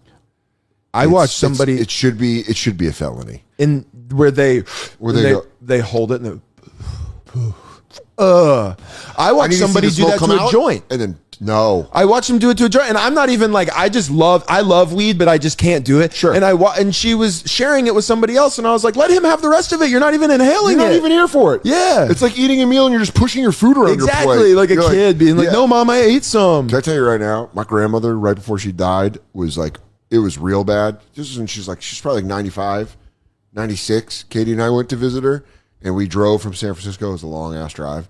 And we get there at night. My grandma was like, "No, I have food for you. I cooked it." And Katie was like looked at me like, "We're not actually going to do this." She gave us food that was hours old on a plate. If anybody wants to know, Katie Nolan is elite at pushing her food around so it looks done. I was trying to do it, and I looked over and I was like, it was like you're in class taking a test. I was like, how did you do that? Yeah. I was like, how did you do all Already that? done. How'd you do that? My grandma was like, well, Katie loved hers. And picked it up. I was like, I actually took bites. Yeah. She didn't take a You want to rat on her? So Yeah, I wanted to rat on her. but she didn't even eat any. Because my grandma was like, well, Katie loved hers. Oh, no. But it was brilliant. She like flattened it and pushed it out and like spread it even, but then made wide pockets of white on the plate so it looked. What a skill you don't think you need until you need it. I fell more in love with her that day. Until I said, way to get out of that. A skill you don't know yet until you're trying not to, Eat your grandma's slop that she cooked 4 hours before. But she couldn't even cook. She shouldn't have been living by herself. She had expired food. But like, by the way, not even less than a year later, she was in a home. Yeah. And we went through her stuff, and it was all expired food. Yeah. So she was giving us expired food. Well, to be fair, like my mom totally wits about her entirely. She's like 65. She does yoga like 3 times a week. Like she's like doing well. She'll send me home when I go to OKC with a bag of food. I'll get back. It's like Zatarans from like that's expired in 2019. I'm like, what are you doing? Why are you giving me that? You have a trash can. Like you don't need like. Can you slap it the fuck together? Yeah. How did you get ultimately caught? Was it your girlfriend, parents? So was that moment with the TV? So it was the moment where I was supposed to be going to the funeral. They found all my stuff. So basically, I had gotten high. This was the moment, like we were talking about, where like getting high didn't get me high. Yeah, kept so you regular. I knew I needed more later, and they took it, and they destroyed everything. They took the TV that I was going to pawn. They took the money. I had nothing. So I just start losing it. Raging. I mean, like true, like tantrum rage. Like at one point, I stomped my foot so hard into the ground, like a child, like stomping my foot, that I actually like gave myself like a bone bruise. So like when I got to rehab a couple weeks later, I was like still like not walking right, because I had just like so angrily in the midst of all of that. This is like hours. Like at one point they left and went to the funeral and came back, and I'm still like freaking out. What were you doing when they were at the funeral? Just smoking cigarettes, looking for just kind of stomping around. Yeah. Did you do the thing where you tear your room apart looking for the backup? Oh yeah. And then even there was like a time where I was on Suboxone, and my girlfriend would watch me take it, but then whenever I would try to dry my mouth out before, because it's like little, like they're like Listerine strips. Got it. So then I would try to dry my mouth out before, put it in, have her see it, and then scrape it out and scrape it on the bottom of a shelf, so that if I was ever sick, I could get it off. And I was looking for that, and it was gone. Like, I mean, wait, really? So you Yeah. had it where like you would just get it was on like and that, go, yeah, like this. Like you'd put gum on the bottom of something. I would wait for her, and then I would try to get it out. You look and back, would I got all scrape these it up. Suboxone things, and you go, oh my God, Dan. And I was like, I don't want to tell you guys. I don't want to tell you that under this Arizona hat. Suboxones and flat brim hats do go pretty well together, by the way. But you got to get the sticker on it. Yeah. So then, but eventually they came back. I'm still raging. At one point, I threatened to kill myself in like a pretty detailed way. I said I would wrap a belt around my neck, and then I also threatened to kill my mom.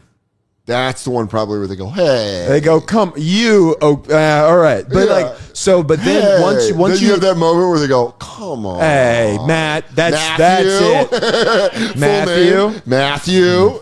Dude, I didn't mean to. I didn't want to. I didn't mean it literally, Mom. I just want my heroin. Yeah. Why don't you give me my heroin? I just don't get why you won't give me You're being a real bitch right now, and I could really use some heroin. The private school in me comes out. Yeah. Like, you guys are really being unreasonable right now. Hey, you guys, I'm trying to use my words. Yeah. I've stomped my foot into a bone bruise. Yeah. But when you threaten to kill yourself, yourself, they can. It's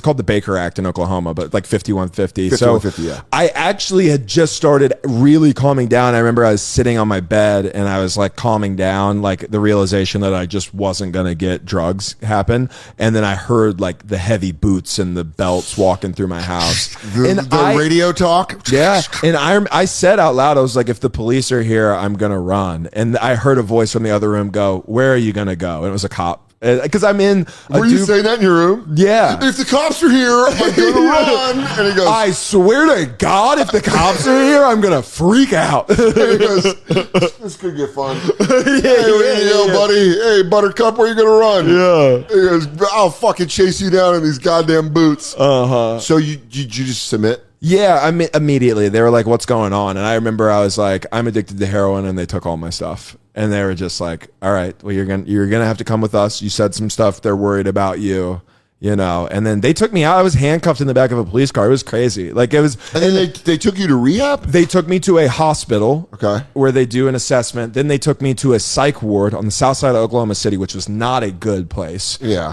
I was there for 24 hours. And then I got out, and then, you know, I'm like, I'm never going to do that again. I'm sorry. My girlfriend picks me up. I'm sorry, babe. You know, you do the whole thing.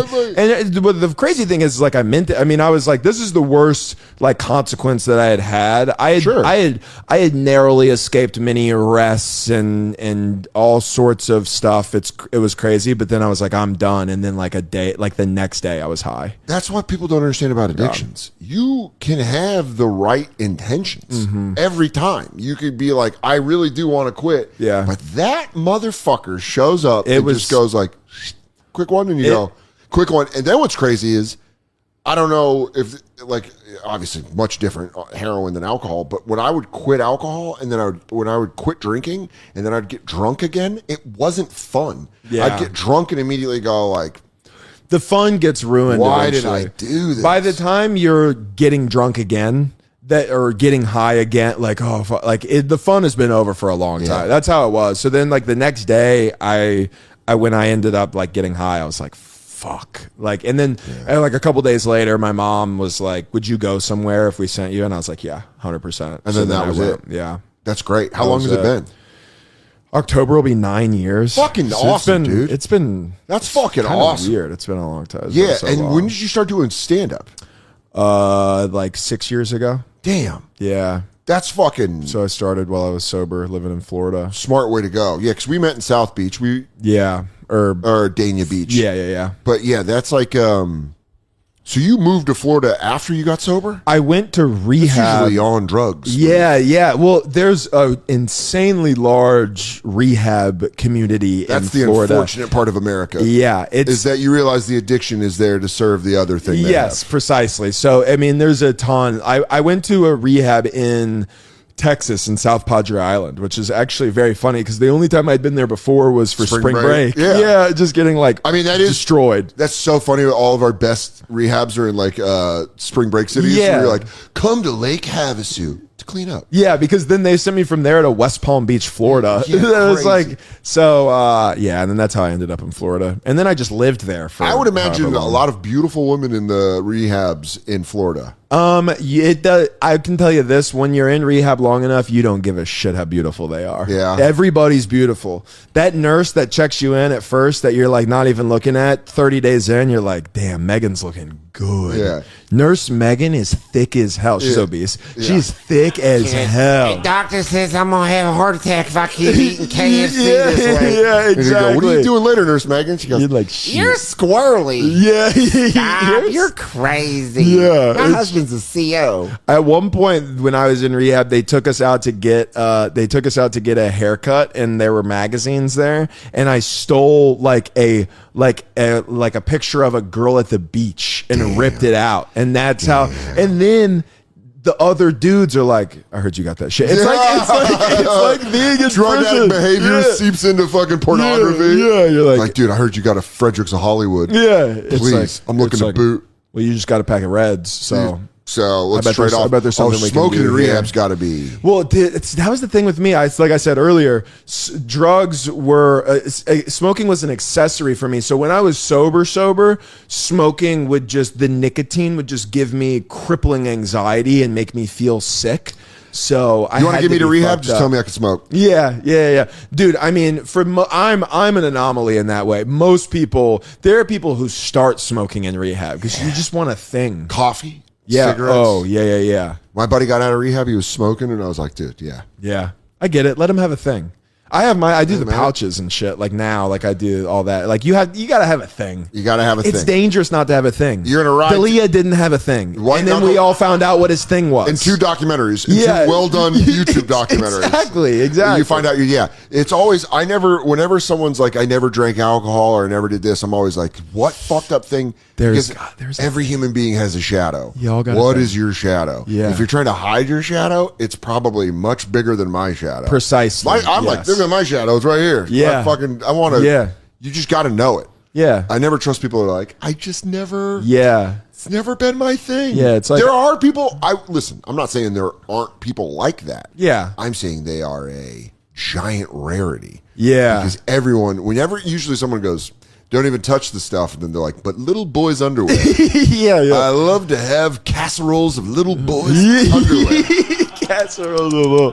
Num num num num num. Especially if they're stained with shit. Num, Yeah. num, num, No. Num num num num num. It gives it a real. I mean, I Just the empathize that. underwear. Just the Not the undies. boys. I don't want their cum. That's like the snorting pedophiles. They have their thing where they go, I'm not gross. I'm not gonna fuck the kids. I just Yeah. want their little shoes. Yes, exactly. And then they go, all right, I get it. Okay, I understand the first cum and the boy- undies. Yeah, man. Everybody, all humans have that wiring, and I think the thing with addictions is a lot of times you feel like you're the only one, you're a failure. Yeah. No one else is like this. Everyone else is like this. Everybody's got Everybody's their like deal. it, and the best thing you can do for your life is figure that out. Because if you figure that out, I'm actually happy that mine was such a glaring thing, Dude. because I'm honestly, and both of us are just like lucky to be alive Yeah. at a certain point. I mean, you more than me. Especially You with fucking heroin. rode Like the- I know a lot of people who die. Yeah. But it's also like, I mean, having gotten on the other side, it's like, I'm glad it wasn't like a thing, like I'm like in my late 40s and I go, oh, this is the thing that's been But you know really what? The great part about life is even if you are in your late 40s, you can figure it out that late. Yes, And then you exactly. can have an incredible 50s. Yeah, Like yeah. people don't realize you can be in your 50s and have an incredible 60s. You can be in your 60s. If you get to 70, keep banging, You dog. if you get to 70, you still have your thing. Keep going, Keep dude. banging, dog. Dude, if you're a 70-year-old heroin addict, I ding, like dog. that's awesome. You are the Lou Gehrig of heroin. You're Cal Ripken Jr. of heroin. Because I used to work at a rehab and there was an older adults unit and they never got better. Like almost never. 'Cause Hold on they're your tricks, dude. It's Why? like their family just made them go, and Listen. it's like their 60-year-old kids made I'll give it's you the crazy. rule right now. If you hit 70, Yeah, keep going. 100%. And if you were sober and you hit 70, come back. hey, Guys, it depends how healthy you are at let's live in 70. it. I'm looking at more 75 for myself. That would be nice. I think Kitty Yeah. and I agreed on 70. That's good. For 70's cigarettes, that's fine. Absolutely cigarettes. Yeah, 100%. Booze, I can maybe push it. If you give me smokes, I'll give you an extra 5 years before I'm back on the booze. Yeah. See, well, that My mouth will watering. You start yeah, exactly. That's what because people ask me all the time when they know I was like a heroin addict. They're like, "But you don't like drink or do anything," and I'm like, "It's only a matter of time." Baby. If I start dabbling in Oh my there, God, dude. I eventually I want that sweet warmth. Shh, dude, Katie will get it. We'll be at a place and I'll be like, it's getting me. And she'll be like, we got to leave? I'm like, we got to leave. Yeah. 'Cause I'll just be at a bar and I'll be like, I'm about to, I could just, Yeah. You start like tasting it. You're like, oh, room temperature Jameson? Oh, Backed by a cold Budweiser? Yeah. In a bottle? Yeah. It's sweating? And then you're like, I got to get the fuck out of here. I went to a place with, I was in Cleveland and I was trying to get, after Hilarities, I was trying to get a late night bite to eat, and I was with Ramon Rivas, who's from there, and he took me to this like really cool out of the way spot, and the bartenders are also the cooks, and they were busy, and we were just like sitting at the bar for so long that I was like, let's go get McDonald's. Like Yeah. that's healthier for me at this point. 'cause Yeah. I want to drink very Yeah. fucking bad right now. But the thing that always helps me out is when you realize everyone, like when I talk to you about that, I'm like, oh, Like, you think you have a problem, and you talk to people that have problems, and you go like, all right, it's all relevant. Well, yeah, it's all like, it's all because like I even relevant, when I first got sober and like was in rehab, I'm hearing the craziest shit. And I was just like, maybe I don't even have a problem. I having just been an IV heroin user for like 2 years was like, maybe I don't have a problem. It's that's like really crazy. Funny. This guy robbed a bank. I'm fine. Yeah, I didn't even do anything. So I threatened to kill my mom. I was I was just having a bad day. Oh my God. Yeah. You've never done that. Yeah, like you guys haven't done that. You've never done that. Yeah, my favorite story ever was my aunt who passed away, but my aunt was a big drug user when she was a teenager and then into her adult life, and then she got sober later. But she took acid in her room. This is in like the late 60s. The best time to do acid, I bet. And she did in San Francisco or in the Bay Area. Awesome. And she did like a lot of acid and didn't tell my grandma, and then went out in the living room and watched TV with my grandma. And then she was like, my grandma was like conservative. She's like, she's from Oklahoma. She's from Muskogee. Oh. She's like, looking at my grandma, and she's like, there's snakes in your hair. My grandma had my grandma had the stereotypical cotton-headed, like puffy, like white grandma hair. And my aunt, when she was telling me the story, she was like, motherfucking snakes were just like back into her hair. And she's like, oh, you got snakes in your hair. And my grandma was like, what, Karen? And she's like, you got fucking snakes in your hair. And then she took my aunt to a mental institution. She was like, yo, you're mentally insane. Because it sounded like she was crazy. I mean, of course. And she was conservative. She didn't know about LSD and Ken Kesey and fucking, like, by then it was like hitting teenagers. Like, teenagers were doing acid. But my grandmother had my aunt committed for like 3 days. And I asked my aunt, I was like, how was that? And she goes, first day ruled. Because I was still on acid. So you're in a fucking ward. And people are like, the aliens took me. And my aunt was like, yeah. They might have. Yeah. And then by the third day, she's like, man, y'all are fucking crazy. Yeah. And she had to call my grandma and go, I was on drugs. Please come get me. And like my grandma had to like go bail her out. Yeah. But I think like that's like, you go to a rehab or something like that, and you're like, this is cool. Whoa, this is way more intense. Yeah. You get there and it's all like free food, like smoking cigarettes. And then you watch like a grown man cry about his dad and you go, yeah, this is gonna get real. This is gonna get intense, huh? Yeah. You start looking at the end of your styrofoam cup. Yeah. Use a little more juice. Yeah. It's gonna fucking stink. I might need more coffee for this. Check out Matt. He's fucking hilarious. He might be on the road with me when you see me live. So there's a reason to go to danceorder.com. Yep. But go to Matt Ross Comedy on... Yeah, Matt Ross Comic on Instagram. It's got all my dates, all my videos. Go follow him. He's hilarious. Stuff, at Matt Ross Comic on Instagram. Go follow him. He's hilarious. And... thank you for listening.